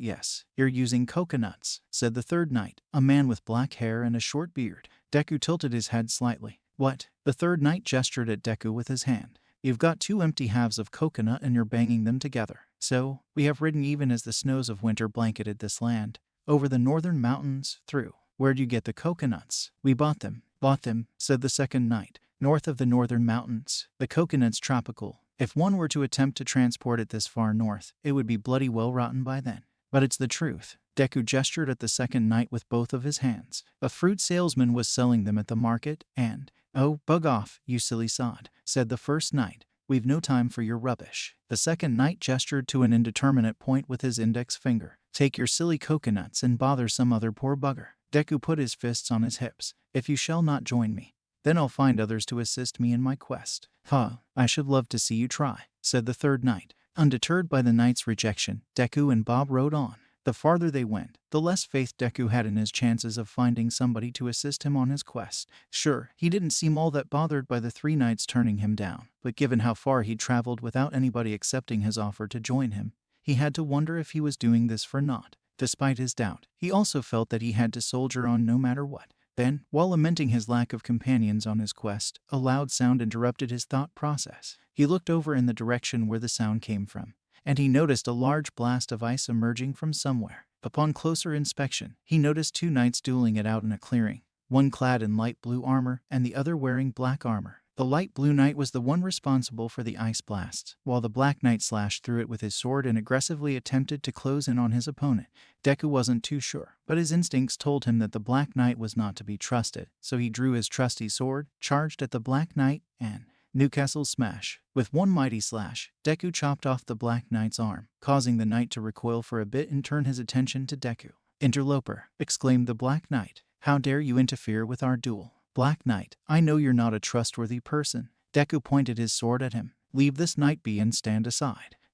'Tis but a scratch. A scratch. Your arm's off. No, it isn't. Well, what's that, then? Deku gestured towards the chopped-off arm. I've had worse. You liar. Come on, you pansy. Despite being partially dismembered, the Black Knight refused to give up and instead valiantly charged at Deku, putting up a surprisingly good fight. The light blue knight observed curiously. Soon enough, Yorkshire smash. With one flick, Deku knocked the Black Knight's sword out of his hand and chopped his other arm off. Victory is mine. Deku raised his sword triumphantly, before turning to talk to the light blue knight. Excuse me, but I have traveled a great. However, Deku was disrupted by a blow to his backside. As it turned out, the Black Knight, still having not learned his lesson, was kicking Deku, who growled out of annoyance. Come on, then, said the Black Knight. What? Said Deku. Have it you. The Black Knight continued to kick Deku. You are indeed brave, Black Knight, but this fight is mine. Oh, had enough, eh? Deku threw his arms out at the Black Knight. Look, you stupid bastard, you have no arms left. Yes, I have. No, you don't. It's just a flesh wound. Deku shook his head and turned around, while the Black Knight continued to kick him. Stop that, yelled Deku. Chicken, said the Black Knight. Chicken, chicken, I'll give you chicken. Deku chopped the Black Knight's left leg off. Right, I'll do you for that, said the Black Knight. You'll what? Come here. The Black Knight hopped around. What are you gonna do? Bleed on me? I'm invincible. You're a loony. The Black Knight always triumphs. Have it you. Come on, then. Deku shook his head and chopped off the Black Knight's remaining leg. All right, we'll call it a draw, said the Black Knight. Deku motioned to Bob. Come, Bob. He turned to the other knight. Will you join us on our quest? The other knight nodded and then removed his helmet, revealing that he was in fact a she, a woman with white and red hair and a flipped bob, snow white on the right, and wine red on the left, along with a dark red scar over her left eye, which was blue. Deku gasped when this became apparent to him. You're a woman. I'm surprised this wasn't obvious to you, my good savior. Nevertheless, I will join you on your quest, provided you join me on mine. That is, Deku scratched his head. That sounds intriguing, but what is your quest? I shall explain on the way. Deku nodded. Right, let's go. Deku, the other knight and Bob went on their way. Oh, I see, said the Black Knight. Running away, eh? You yellow bastards. Come back here and take what's coming to you. I'll bite your legs off. Deku, Bob and the other knight headed deeper into Gleipnir Forest, where Deku asked his new companion about her quest. Well, allow me to introduce myself. I am Princess Shoko of the Todoroki clan. In recent times, an evil sorcerer calling himself All for One has threatened to destroy my kingdom unless my father abdicates from the throne, so I have taken it upon myself to destroy All for One. All for One. Deku looked off into the distance as he touched his cheek with his index finger. That name sounds familiar. He lowered his index finger. Anyways, it's nice to meet you, Todoroki. I am Izuku Midoriya, the son of a poor cobbler. A fearsome monster known as Gigantomachia has massacred several villages in my kingdom, and I'm going to stop him once and for all. Bob here is my faithful servant who has chosen to accompany me.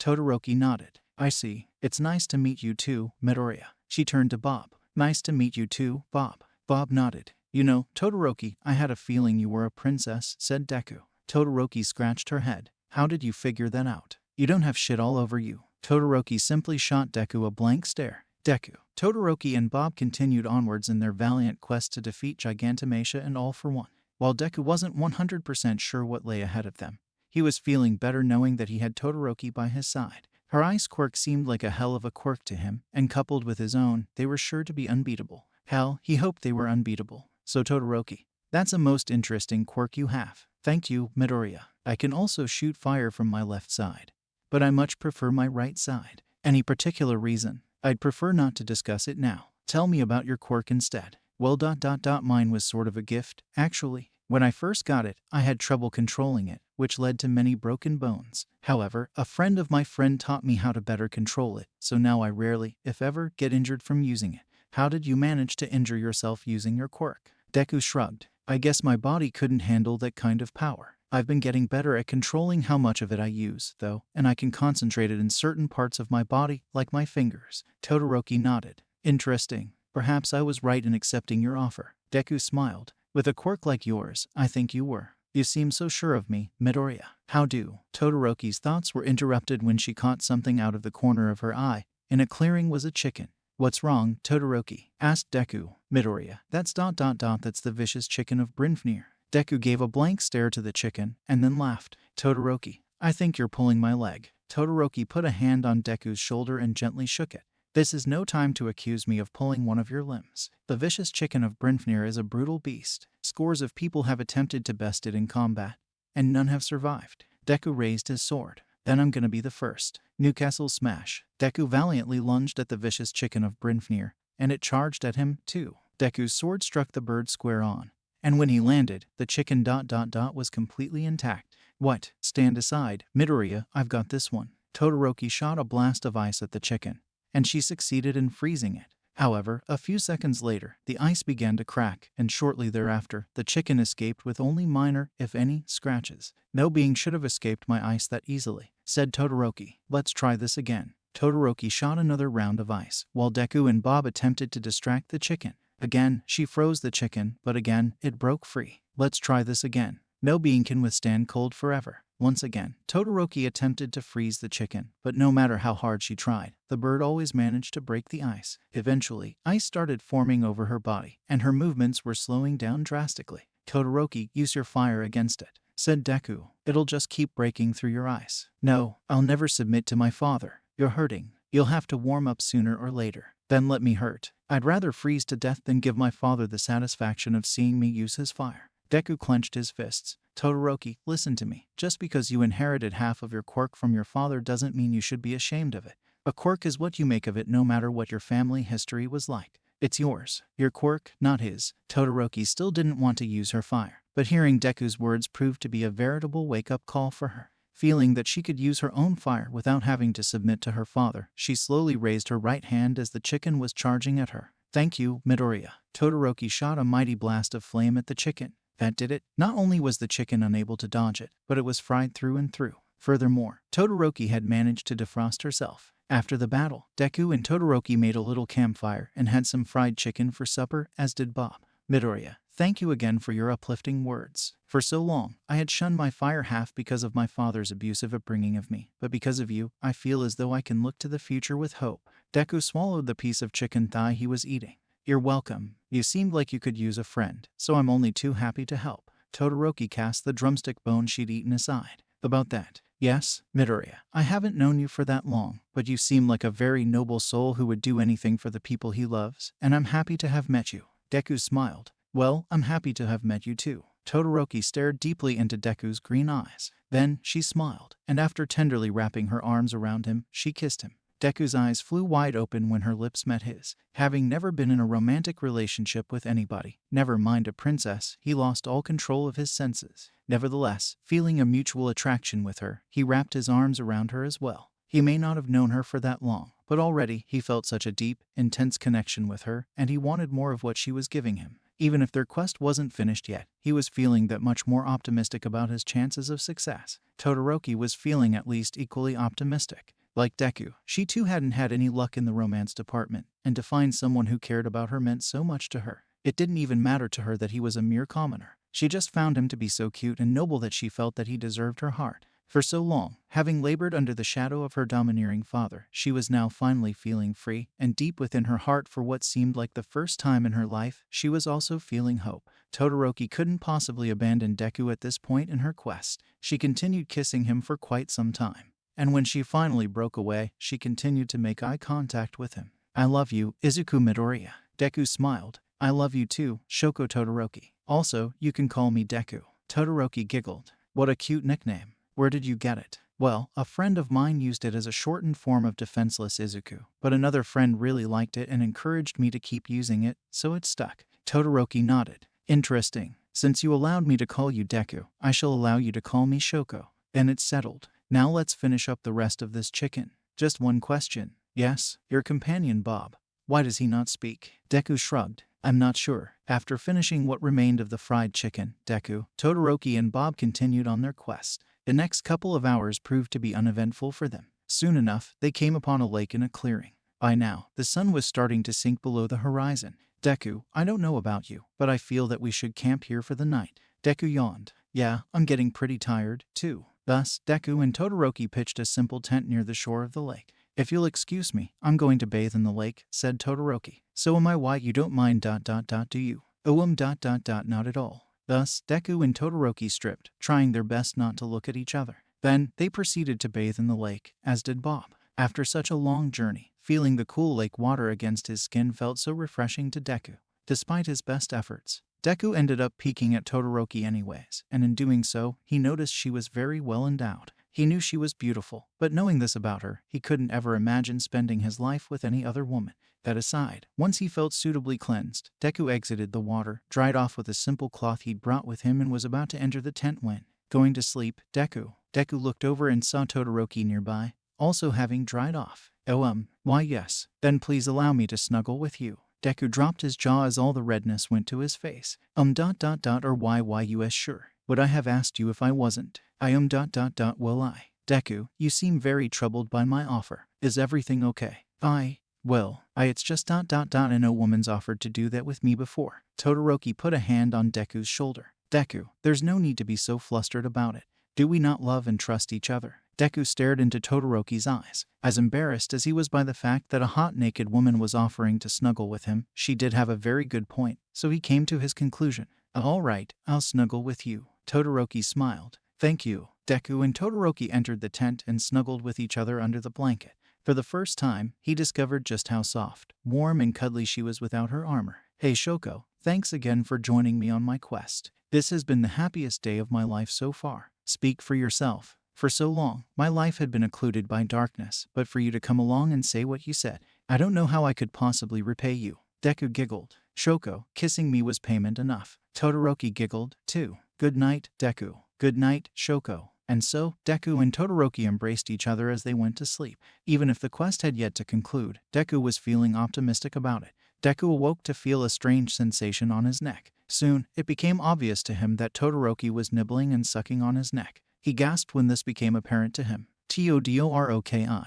Deku gently pushed at Todoroki until she stopped nibbling his neck. What? Said Todoroki. Deku frowned. You could have just woken me up with a kiss. Todoroki smiled. True, but I really enjoy nibbling and sucking people's necks, especially handsome boys. Deku gave a disbelieving stare to Todoroki, whose smile didn't waver for 1 second. Then, Deku broke out into a smile of his own. Hey Shoko, yes, enjoy this. Deku grabbed Todoroki's well-endowed chest, causing her to let out a loud gasp. How dare you grab those, you impudent commoner. Deku smiled. Hey, you get what you give. Oh really? I'll give you something back. Todoroki wrapped her arms around Deku and kissed him, and he returned her gesture. Soon enough, they broke away. You may be an impudent commoner, but you're still the noblest, most handsome boy I've ever met, said Todoroki. And you're the strongest, most beautiful woman I've ever met. Deku, you're so sweet. I could say the same of you. Let's just get breakfast, shall we? After having breakfast, Deku, Todoroki, and Bob packed up their tents and blankets before moving on. Thus far, things were going smoothly. Ah, what a beautiful day, said Deku. I feel like anything is possible today. Wow, you're especially cheery today. Care to explain? What is there to explain? I'm that much closer to finishing my quest. And best of all, I have the most beautiful woman in the world accompanying me. Todoroki giggled. Well, I suppose I'll give you that. Nai. Deku and Todoroki froze when they heard that simple monosyllabic exclamation. Standing in their path was a group of knights. Who are you? Said Deku. We are the knights who say nai, said the head knight, a tall man with a long brown beard. Todoroki gasped. No, not the knights who say nai. The same. Deku looked over at Todoroki. Why are we so concerned about these guys? We are the keepers of the sacred words nai, pang, and niwam, said the head knight. Deku, those who hear those words seldom live to tell the tale, said Todoroki. Deku drew his sword. Well, we might just be the first. The knights who say nai demand a sacrifice, said the head knight. Knights who say nai, we are but simple travelers who only wish to reach a castle that lies beyond these woods, said Deku. If you shall not allow us to reach this castle, then we shall have no choice but to fight you. Nai. The rest of the knights continued to pummel Deku and Todoroki with shouts of nai. While Deku seemed to be unfazed, it was clear that Todoroki was having trouble coping with the onslaught, as evidenced by her clutching her ears. Bob was also feeling the pain of having to hear nai over and over. Deku, make them stop. We shall say nai again if you do not appease us, said the head knight. Well, tell us what you want and I won't kill you all, said Deku. We want a strawberry. A dramatic orchestral sting sounded when the head knight made his demand. A shrubbery, said Deku. No, a strawberry. The same dramatic orchestral sting sounded again. Please, don't say nai again, said Todoroki. We'll get you a strawberry. You must return here with a strawberry, or else you shall never pass through this forest alive, said the head knight. Knights who say nai, though I dislike you, I find you to be just and fair, and we will get you a strawberry, said Deku. One that is sweet and juicy. Of course, and not too expensive. Yes, now go. Deku, Todoroki, and Bob branched off onto a different path, hoping to find a strawberry. They found none growing in the wilderness of Gleipnir Forest, but they soon came upon a small village and a clearing. After giving it some thought, they approached an old woman. Excuse us, ma'am, but do you know of any place in this town where we could buy strawberries? Asked Deku. No, we have no strawberries, said the old woman. Nai, said Deku. The old woman cringed upon hearing this, but nevertheless stood her ground. Go away. We haven't any strawberries here. If you don't tell us where we can buy strawberries here, then my girlfriend and I will continue to say nai, said Deku. The old woman cringed again, but continued to stand against Deku, Todoroki, and Bob. Do your worst, said the old woman. Very well, then, said Deku. Nai. No, never. No strawberries. Nai. The old woman let out a wet, hacking cough upon hearing the repeated utterings of nai. Nai, said Deku. Nai. No, said Todoroki. No, no, no, no, Todoroki, it's nai. No, no, I said it's nai. Oh, sorry. Nai, nai. The old woman covered her ears in an attempt to shield herself from the barrage of ness. However, no matter how hard she tried, she found herself unable to resist such verbal injury, and it seemed that she too would fall victim to this infamous word. Stop, you two, said a mysterious male voice. Stop, I say. Deku and Todoroki stopped saying nai and turned to see who'd address them. A man dressed as a commoner wearing a strawberry-shaped hat. Are you two saying nai to that old woman? Said the man. Why yes, said Deku. What is wrong with you two? Are you mad? Have you no sense of decency? At long last, have you left no sense of decency? Why, such a sad day it is when such young ruffians as yourselves can be so free and reckless in saying nai to old lady. As a seller of fruit, I must protest your disorderly behavior. Deku raised an eyebrow. Wait, did you say fruit? Why yes, I deal in fruit, mainly strawberries. My name is Roger. Well, if it's not too much trouble, we'd like to buy some strawberries from you. Nai, said Todoroki. Todoroki, you can stop saying nai now, said Deku. Though, sorry, having bought a carton of strawberries. Deku, Todoroki, and Bob returned to the knights who say nai. Oh, knights who say nai, we have brought you a strawberry, said Deku. Several of them, said Todoroki. May we pass through now? The head knight took a bite of one of the strawberries and nodded. This is a good strawberry, perhaps the sweetest and juiciest I have yet tasted. However, there is one small problem. What is that? Asked Deku. We are no longer the knights who say nai. Huh, we are now the knights who say tiki tiki tembo no sa rimbo chari bari rechai pip peri pembo. Also, we must give you a test. What is this test? Knights who, until recently, said nai. Firstly, you must get us more strawberries. The dramatic orchestral sting sounded again. But we already got you strawberries, said Deku. Then, when you have gotten us the strawberries, you must get us even more strawberries, said the head knight. Yet again, the dramatic orchestral sting cut through the air. Then, when you have gotten us those strawberries, you must cut down the mightiest tree in this forest with a herring. For the 5th time, the dramatic orchestral sting came up. Dissatisfied with the knights who say tiki tiki tembo no sa rimbo chari bari rechai pip peri pembo, Todoroki clenched her fists. A herring, said Todoroki. I'll show you what you can do with your herring. Todoroki stomped her way over to the head knight. The other knights, genuinely afraid of what might happen to them, ran away, leaving the head knight to stand, frozen in fear by the sight of the approaching Todoroki as she snatched the herring from him and forced him to bend over. No, what are you doing? You must use that herring to cut down the tree. Please, let me be. I'll do anything you want. The head knight let out a high-pitched shriek as Todoroki shoved the herring somewhere where no herring should logically go. Unable to comprehend the pain, he keeled over on the ground. Come on, Deku, let's proceed forth. Todoroki, did you really have to do that?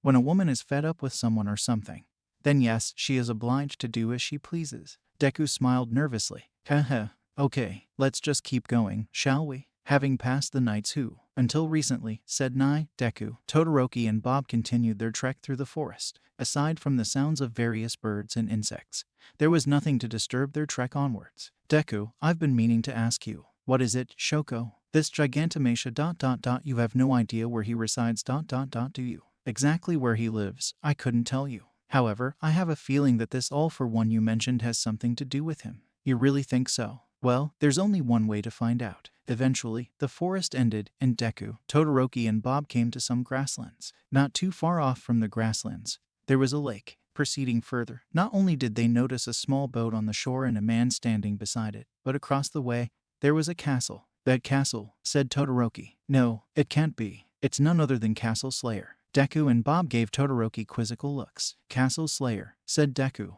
This is the very castle where All for One is said to reside. Todoroki briefly glanced at the castle before turning back to Deku. Nobody who has set foot near that castle has survived. Rumor has it that even to see the castle is death. Deku patted the hilt of his sword. Then let us be the first to do the impossible. Deku, Todoroki, and Bob galloped onwards to the man with the boat, an old man with scraggly graying hair and an equally scraggly beard. Stop, said the man. Who would cross the lake of death must answer me these questions 3, ere the other side he see. Ask away, my good sir, said Deku. What is your name? Izuku Midoriya. What is your quest? To defeat Gigantomachia. What is the time it takes for a coconut to rot? Where was the coconut carried from? What? I don't know that. Suddenly, the man spontaneously combusted. Help me. I quote him burning up. Somebody help me. Like many fictional characters, the man's reaction to burning up was to flail his arms about until he dropped lifelessly to the ground rather than stopping, dropping, and rolling like any sensible person would do. Once he collapsed to the ground, the flames consumed whatever remained of him, while Deku, Todoroki, and Bob gave each other curious looks. After this, they got in the boat, and Deku and Bob each grabbed an oar. Hold on, I know a faster way. Todoroki used her ice power to propel the boat across the lake in a matter of seconds. Then, despite not knowing exactly what to expect, Deku, Todoroki, and Bob galloped onto the front gate when all of a sudden, Deku heard a yelp, so he turned around, and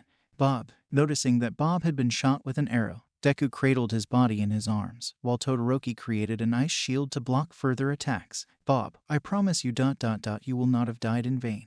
Just then, Deku heard a groaning sound, only to notice that Bob was still alive. Bob, I promise you ... you will not have been mortally wounded in vain. Oh, I'm quite all right, actually, said Bob. I don't think that really broke the skin. Todoroki dropped her jaw. Wait ... you can speak. Of course. Listen, Deku, Todoroki, my mission is complete here. Go on without me. You shall not go on any further, said a mysterious female voice. Deku, Todoroki, and Bob turned to see who'd addressed them, a woman with short mint green hair and matching eyes. She wore a black bodysuit, a green hooded cape, chainmail armor, brown leather boots with a fur lining, and a black mask obscuring the lower half of her face. Who are you? Said Deku. My name is Burroughs. All for One has enlisted my aid in his quest to conquer Sealania, and you shall perish for your intervention. No, said Todoroki. It's you who shall perish. Burroughs raised her left hand, formed a bow with it, while Todoroki shot a blast of flames at her. However, Burroughs managed to dodge it. Did you really think you could best me that easily? Said Burroughs. Embrace your demise. Deku, I'll distract her, said Todoroki. You close in. Right. And thus, the battle between Deku and Todoroki versus Burroughs began.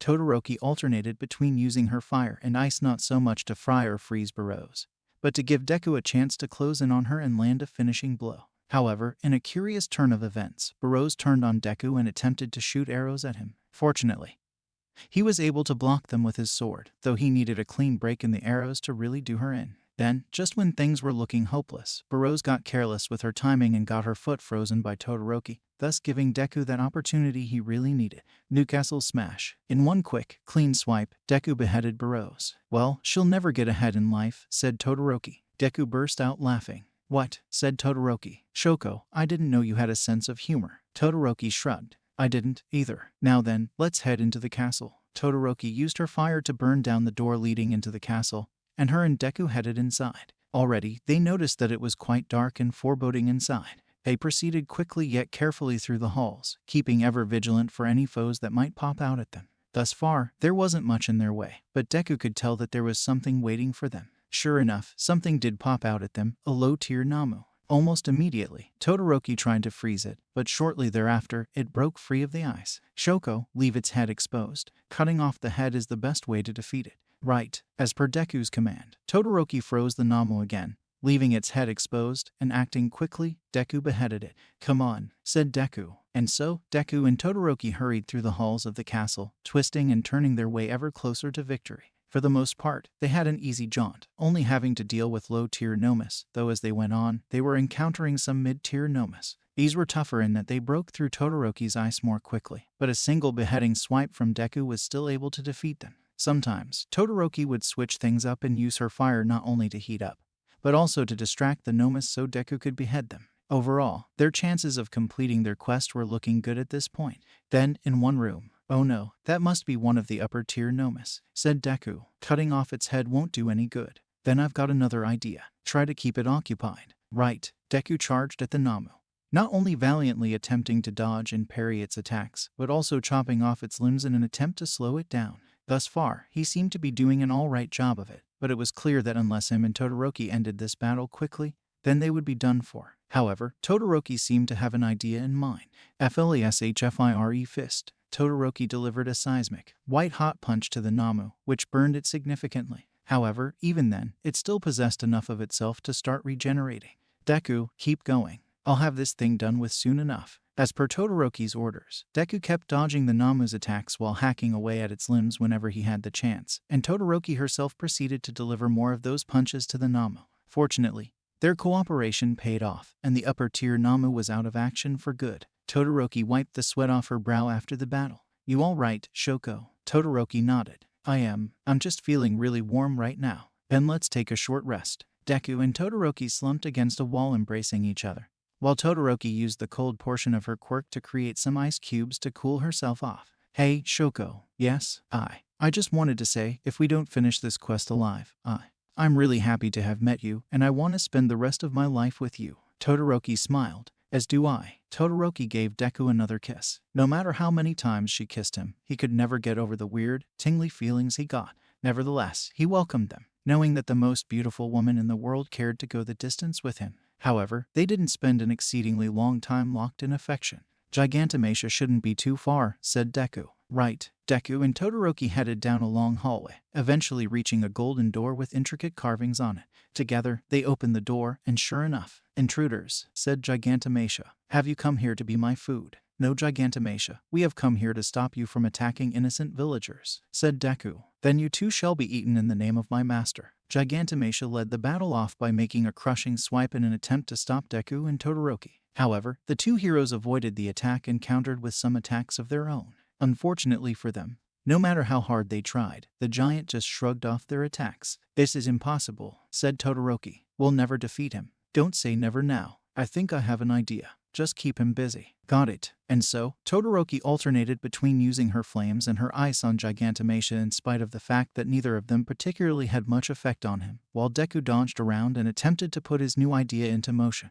However, Gigantomachia took notice of this and temporarily turned his focus away from Todoroki to try to crush Deku like a fly. "Don't think you'll beat me that easily," said Gigantomachia. "Everything I do is for my master." "Oh yeah," said Deku. "Does that include foul murder?" "Shut up. You know nothing of what you speak." Gigantomachia attempted to hammer a mighty fist down on Deku, but he evaded it. Barely. Fortunately for Deku, Todoroki had another ace up her sleeve. "FLASHFREZHEATWAV?" Todoroki shot a massive blast of heat and cold at Gigantomachia. Despite its impressive power, the monster survived, though he got distracted. "Stop annoying me." Gigantomachia prepared a swipe in an effort to take out Todoroki. Unbeknownst to him, Deku, having raised his sword, had an ace of his own, and his sword gave off an ethereal glow. This was it for Deku. Either he was going to do this, or him and Todoroki were doomed. Sword of Light Smash. With one quick, decisive slash, Deku attempted to hack into Gigantomachia. At first, it appeared that his new ultimate move had been for naught, but then, Gigantomachia slowly fell apart into two halves, with Deku and Todoroki both huffing and puffing after the battle. "That was an impressive move," said Todoroki. "Thank you. All for One shouldn't be too far away now. Were you two looking for me?" Deku and Todoroki turned to see no other than All for One standing at the opposite end of the room. "You," said Todoroki. "Yes, me," said All for One. "And I see that your family has yet to abdicate from their throne." "We'll never abdicate. Not while there are good people willing to stand up and do the right thing." "Then ... you will die." Deku and Todoroki squared off against All for One in what would be the final battle to end all final battles. If they thought Gigantomachia was tough, then they clearly hadn't seen anything yet. For example, one thing they noticed about him was how easily he dodged their attacks when compared to Gigantomachia. Compounding this difficulty, on the occasions when they did land an attack, not only did the attacks fail to do any damage, but the resulting force got reflected back at them. Fortunately, Deku and Todoroki were some pretty tough cookies, but how long they could hold out was another matter entirely. "So, Izuku Midoriya, you are the one whom the legendary All Might has chosen as his successor," said All for One. "I shall take pleasure in destroying you, too." "This ends here, All for One," said Deku. "For you, yes." The battle raged on, with Deku and Todoroki using their best attacks. Again, no matter how hard they tried, All for One simply wouldn't die. Furthermore, All for One was striking back at them with some attacks of his own, such as coiling his muscles and shooting shockwaves at the two heroes. Another tactic he tried was attempting to stab Deku and Todoroki with long tendrils emanating from his fingers. The two heroes did their best to dodge and parry the blows. And while they were doing a good job so far, it was becoming clear that they wouldn't be able to hold out against All for One forever. "You are beaten," said All for One. "It is useless to resist. Don't let yourselves be destroyed as many others have been before you." "That'll never happen," said Deku. "You're the one who will be destroyed," said Todoroki. "Suit yourself." Deku and Todoroki continued their valiant, epic fight against All for One. As the battle wore on, however, the two of them were feeling a creeping sensation of hopelessness. Where it was coming from was unknown to them, but the more they fought, the less they wanted to fight. Deku and Todoroki did their best to power through the feelings. But no matter how hard they tried, they found the fog of darkness enveloping their minds like nothing else could. This translated to them having slower reflexes. As a result of this, All For One ended up knocking Deku's sword out of his hands and knocking Deku himself to the ground before threatening him and Todoroki with his tendrils. "There is no escape, Midoriya and Todoroki," said All For One. "Don't make me destroy you. Join me, and together we can bring peace to Selenia." "We'll never join you," said Deku. "Deku's right," said Todoroki. "As long as we live, our fight won't end." "Huh, you speak of resistance, and yet your voices tremble with fear. Why do you bother resisting at all? If only you knew my true power." "Midoriya, All Might never told you what happened to your father." "He told me enough," said Deku. "He told me you killed him." "No, I am your father." Deku blinked and shot a blank look at All For One. "Wait, is this some kind of joke?" said Deku. "What?" said All For One. "How dare you accuse me of kidding you? I mean, I didn't tell Horikoshi that I wanted you to be my father." "You fool. You don't just tell someone whom you want for a father." "Well, what makes you think you're my father, then?" "Because my quirk is the opposite of yours, and by official mandate of the laws of villainy, it states quite clearly that the main villain is to be father to the main hero." Deku crossed his arms. "Listen, powerful villains ripping off a famous line from a famous sci-fi movie is no basis for fatherhood. Being a parent derives from a man loving a woman and making love to her, not from some farcical attempt at parodying pop culture." "Be quiet." "Well, but you can't expect to be my father just because some other evil villain was father to another hero." "Shut up. I mean, if I was a powerful villain and I told the hero that I was his father just because some sci-fi movie had a similar setup, they'd come to take me away. Ha ha."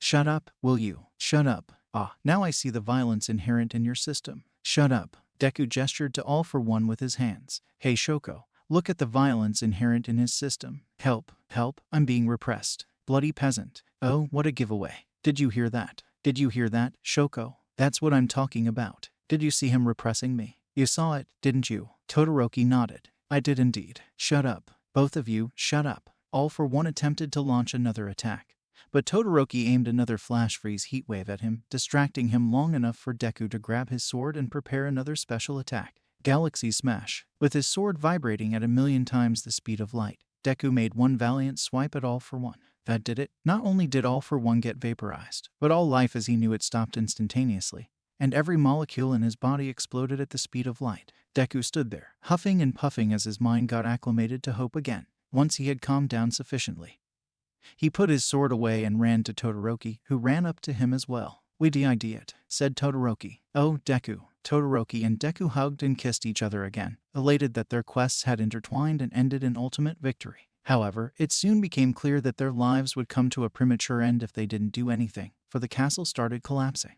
"Let's get out of here," said Deku. Deku and Todoroki ran as if they were running to the hills that Iron Maiden once sang about. The whole castle rumbled and stone blocks fell all around them. Despite the intense odds, Deku and Todoroki managed to escape the castle before it collapsed completely. Having gotten a fair distance away, the two of them looked back on the ruins of the castle. "Well, I guess that's the end," said Todoroki. Deku nodded. "Yeah, say Shoko, I wanted to ask you something." "Yes, will you?" Before Deku could finish his sentence, he was interrupted by police sirens and the sounds of screeching tires. Him and Todoroki turned around, only to notice a few Plymouth Furies in the NYPD's familiar blue and white paint scheme, plus an unmarked one in addition to a Boyertown merchandiser van. A bunch of NYPD officers, including some ESU officers, got out and pointed their guns at Deku and Todoroki. "NYPD, freeze." Deku and Todoroki put their hands up. A lieutenant wearing a tan trench coat and a matching fedora approached the two, pointing his Colt detective special at them.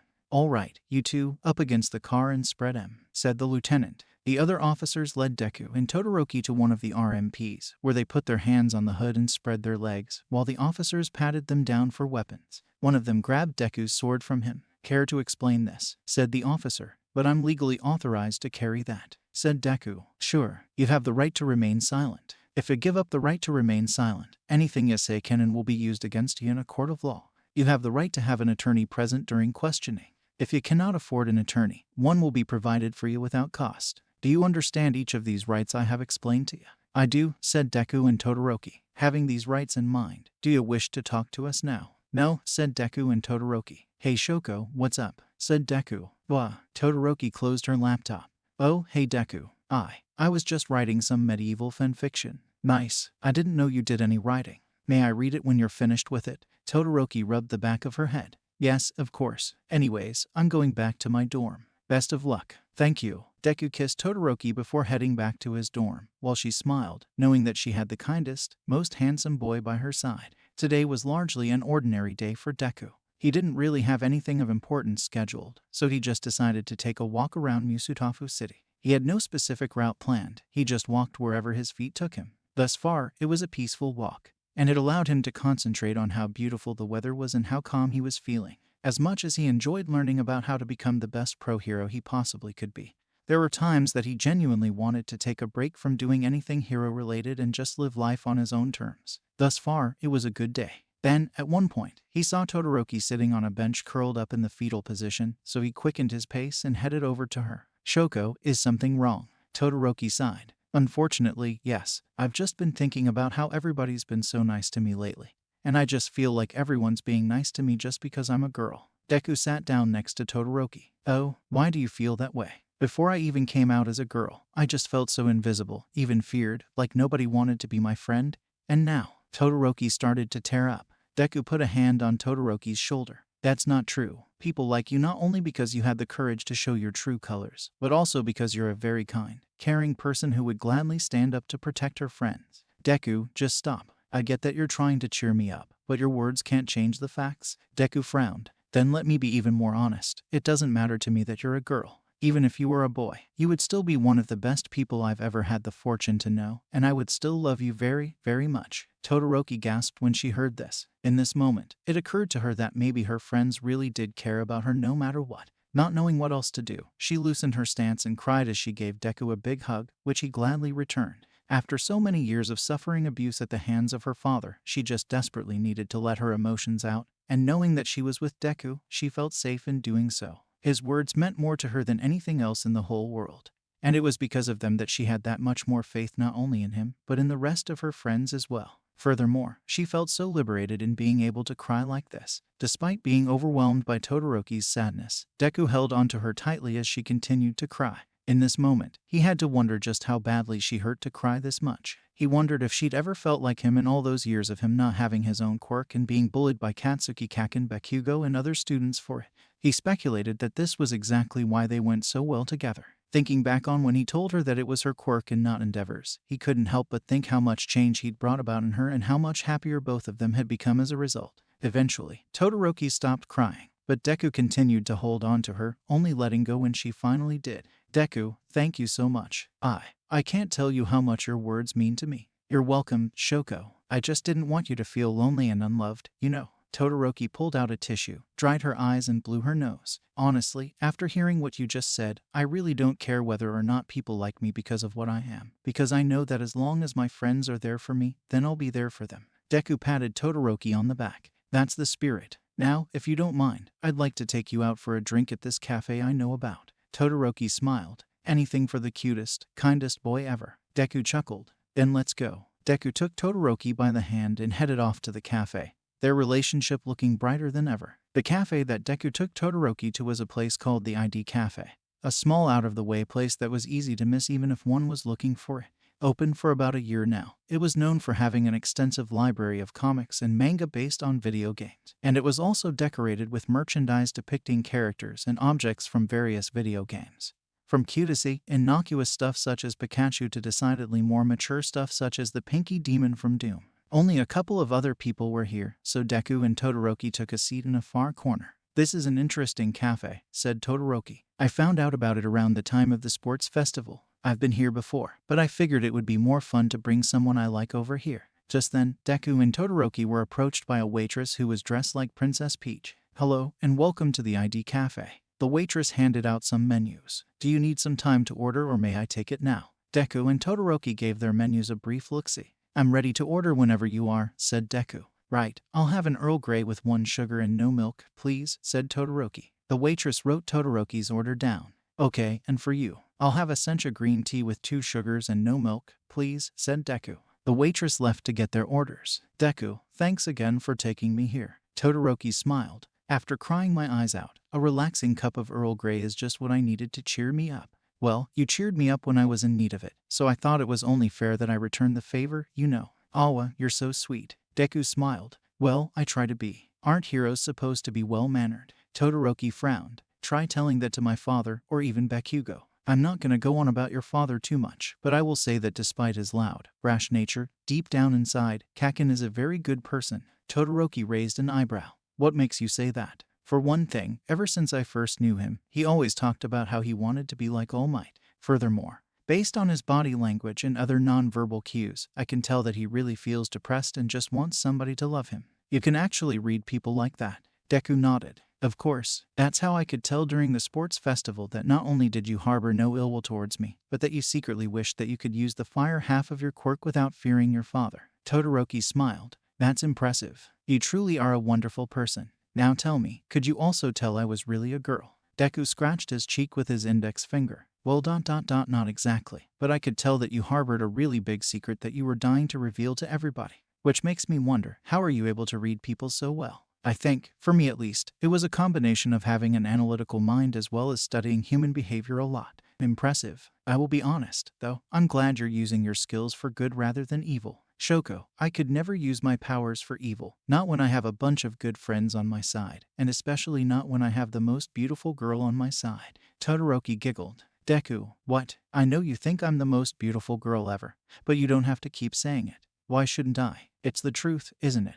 Then I'll be honest with you, you're the most handsome boy ever. Awa. Just then, the waitress returned with their drinks. Thank you, said Deku and Todoroki. You're welcome. The waitress bowed before going to attend to other customers. Deku and Todoroki took their drinks, and the former held his out to the latter. Oh, said Todoroki. What's this about? You've never toasted before. Todoroki scratched her head. No, what's that? So basically, it's a way of either honoring someone or wishing someone well. Hold your cup out like this. Okay, but what exactly are we toasting to? To good health and good relations for as long as we live. Todoroki smiled and held up her cup.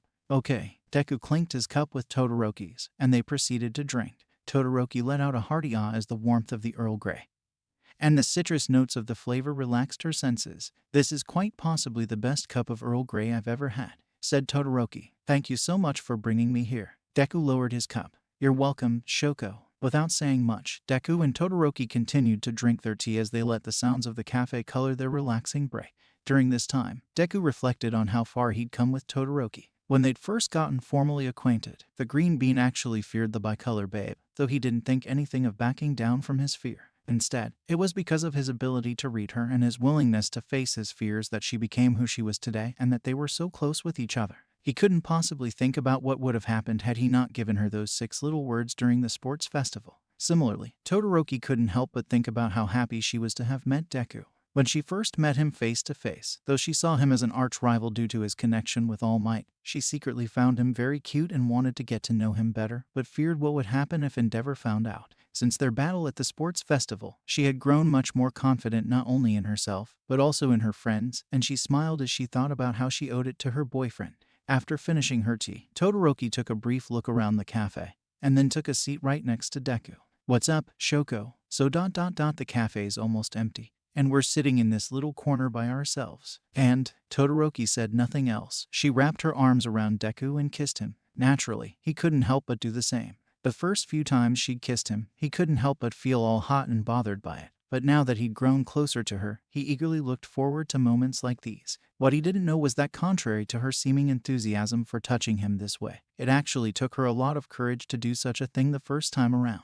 However, after the first time, it got a lot easier for her, and the moments would stay with her forever. Eventually, she broke away from the kiss, but kept her arms wrapped around him. Deku, I'll never stop loving you. You gave me your heart, and I am forever grateful. I'll never stop loving you, either. While Deku and Todoroki were still embracing each other, the waitress came back with their check, which Deku paid. Deku, you didn't have to do that, said Todoroki. Logically, no, but because you were kind enough to pay for both of our meals that one time at Karuichi, I thought it was only fair to return the favor. You're so sweet. So, what shall we do now? I had nothing in particular thought up. Why don't we just go to a bench by Dagoba Beach and embrace each other while looking out at the ocean? You're so romantic, Deku. Deku giggled. I try. And so, Deku and Todoroki left the cafe while holding each other's hands, confident that no matter what happened the next day, they would both make the best of it. Another day of classes had ended at UA. And as usual, Deku and Todoroki were spending it by walking back to the dorms holding each other's hands, much to Deku's approval. You know, I never used to think much of walking back to the dorms, but now that I get to walk back with you, that gives me something else to look forward to every day. Speak for yourself, Deku. School, not to mention life, in general has become more enjoyable ever since I came out, and I couldn't have done it without you or... Hey Todoroki, said a familiar female voice. What's up, girlfriend? Todoroki spun around and saw none other than Momo Yaoyorozu standing behind them. Todoroki let out a loud gasp and then smiled. Yaoyorozu. Todoroki ran up to Yaoyorozu and gave her a big hug, which the latter gladly returned. While Todoroki had always considered Yaoyorozu a good friend, the two had grown that much closer after Todoroki's coming out as a girl, especially considering how supportive Yaoyorozu had been. Deku smiled when he saw those two hug, not only because he thought it was nice that two girls could be so physically affectionate with each other without people batting an eyelash, but also because he loved seeing Todoroki be happy in general. Finally, Todoroki finished off the gesture by kissing Yaoyorozu on both cheeks, what the French would call a bise. Wow, you've seriously become a ball of happiness since you showed your true colors, said Yaoyorozu. Do you really enjoy being a girl that much? It's not just about being happier as a girl. It's the fact that ever since I found the courage to reveal who I really was, I feel like I've had a weight lifted off of my head, and I owe a lot of it to Deku. And I never imagined you'd be so into boys. You two really seem to be an item. Todoroki gently brushed her hair. Well, the thing with Deku is ... he's so brave, heroic and selfless. He never gives up no matter the cost. He does his best to put smiles on people's faces. He makes every moment of my life feel special. He's sweeter than all the honey in the world, and he's so cute. Deku's face turned the brightest shade of red, especially when Todoroki called him cute. Yaoyorozu even took notice. On does Midoriya love when pretty girls call him cute? Todoroki turned around and saw Deku blushing. Deku, there's no need to act so shy. We're in love, aren't we? Deku rubbed the back of his head. I know, it's just, I feel so weird when you act so nice towards me. Why should there be anything weird about it? This is supposed to be a happy thing. Todoroki's right, said Yaoyorozu. Being called cute is normal. Besides, I only flirt with boys I really like. And I really like you, said Todoroki. Oh, look at that, Midoriya. You really brightened up her life. Come on, Todoroki, let's show Midoriya how much we appreciate what he's done for you. Deku turned even more red. Girls. Before Deku could flee, Todoroki and Yaoyorozu were on him in short order and simultaneously hugged him, still red in the face and sweating nervously. He wondered how he had not collapsed from how hot he was feeling at the moment. All right, you two lovebirds, say cheese. Yaoyorozu whipped out her smartphone and took a picture of her, Todoroki and Deku together. Despite his frustration, Deku nevertheless put on a happy face, feeling much better about himself knowing that Todoroki was happy and that this happiness was spreading to other people as well. It was seasonably warm, but not overly hot, in Musutafu, the perfect day for people to head down to Dagoba Beach and take in the sun however they could, and that was just what Deku and Todoroki were doing today. Currently, they were sitting together on a large teal beach towel, Deku dressed in aqua green swim shorts, Todoroki dressed in a two-piece bikini that was white with red polka dots. Ah, what a beautiful day, said Deku. The sun's shining, the breeze is nice and cool, and best of all, I get to spend it with my favorite girl. Todoroki smiled. Awa, you're so sweet. You're my favorite guy too, Deku. By the way, has anyone told you that you have a really nice body? Todoroki giggled. Stop it. What? Really, you're too kind. Deku rubbed the back of his head. Well, I try to put smiles on people's faces, especially beautiful girls like you. Todoroki giggled some more. Deku, if you keep being so flirty with me, you're going to get a smile back. Not if you get one first. Deku, what are? Wow, who knew the youngest daughter of Endeavor was so ticklish? STAHP. You're already asking me to stop, but we're just getting started. I can't take it. Awa, tough girl can't take a few tickles. Too bad. I quote I'll get you. I don't think. What the? See Deku, I told you I'd get you. Shoko. Did you really think you were going to get away with tickling a girl? Please. Say please all you want. I'm not stopping until I've had my fun. This isn't fun. Maybe not for you, but I'm really enjoying this. No more. I wonder what All Might would think if he found out you were ticklish. Don't tell him. I tell you what, I won't tell him if you admit you love it when I tickle you. I'll never admit that. Okay, I guess I'll just keep tickling you. You suck. Deku, that's not a nice thing to say to your girlfriend. I quote him, sorry. Too late. Now you're really going to get it. No, Todoroki, don't tickle. Don't tickle your feet. I'm afraid they must be tickled. STAHP. STAHP. Every time you say stop, I'll tickle your feet harder. Okay, I won't say it. There, that's a good boy. Why are my feet so ticklish? So that cute girls can make you laugh. I quote him, dying. Don't die on me now, Deku. How will I explain that to All Might? Explain yourself. Just for talking back to me, I'm going to make the tickles worse.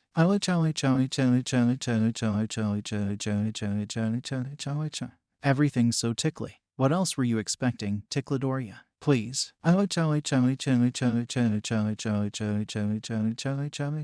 I can't take any more. I'll stop tickling you, but you have to answer one question. What? Who's the kindest, smartest, strongest, most beautiful girl you've ever met? Why, you are. There we go. Todoroki lied down with Deku, who was huffing, puffing, tingly and red in the face from all the tickling, and snuggled with him. He squirmed a bit.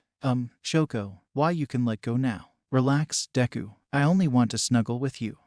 Okay. Despite having received his fair share of tickles, Deku did his best to relax and enjoy the snuggling. Besides, he enjoyed having Todoroki's ample chest pressing against his back. Ah, this is heaven, said Deku. Glad you're enjoying it. And so, Deku and Todoroki continued to snuggle, greatly enjoying each other's company. It was a partly cloudy Sunday in Musutafu, and Deku was at home, playing Helltaker on his laptop. He discovered the game purely by accident, mainly because he saw one of those parody edits of a porn animation done by Twitter user Licorice NSFW, and since then, he'd been hooked. Even if it was a short game, he liked the gameplay and the presentation well enough that he couldn't stop playing it.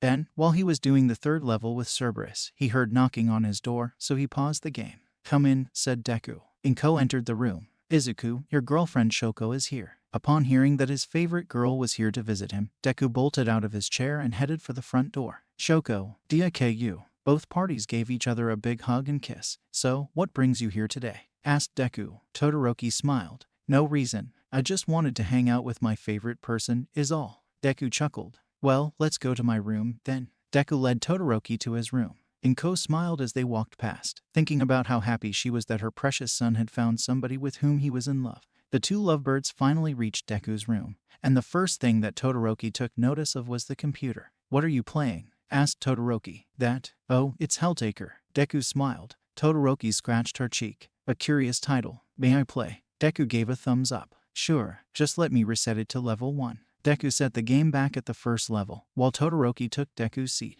So, how do you play this? Asked Todoroki. It's a puzzle game. Basically, your objective is to reach the woman at the end of the level in a set number of moves. Use the arrow keys or WASD to move around. You can kick rocks and skeleton monsters out of the way if you need to. Without further prompting, Todoroki began playing. And almost immediately, it became obvious to Deku that she didn't need much, if any, training to master this game.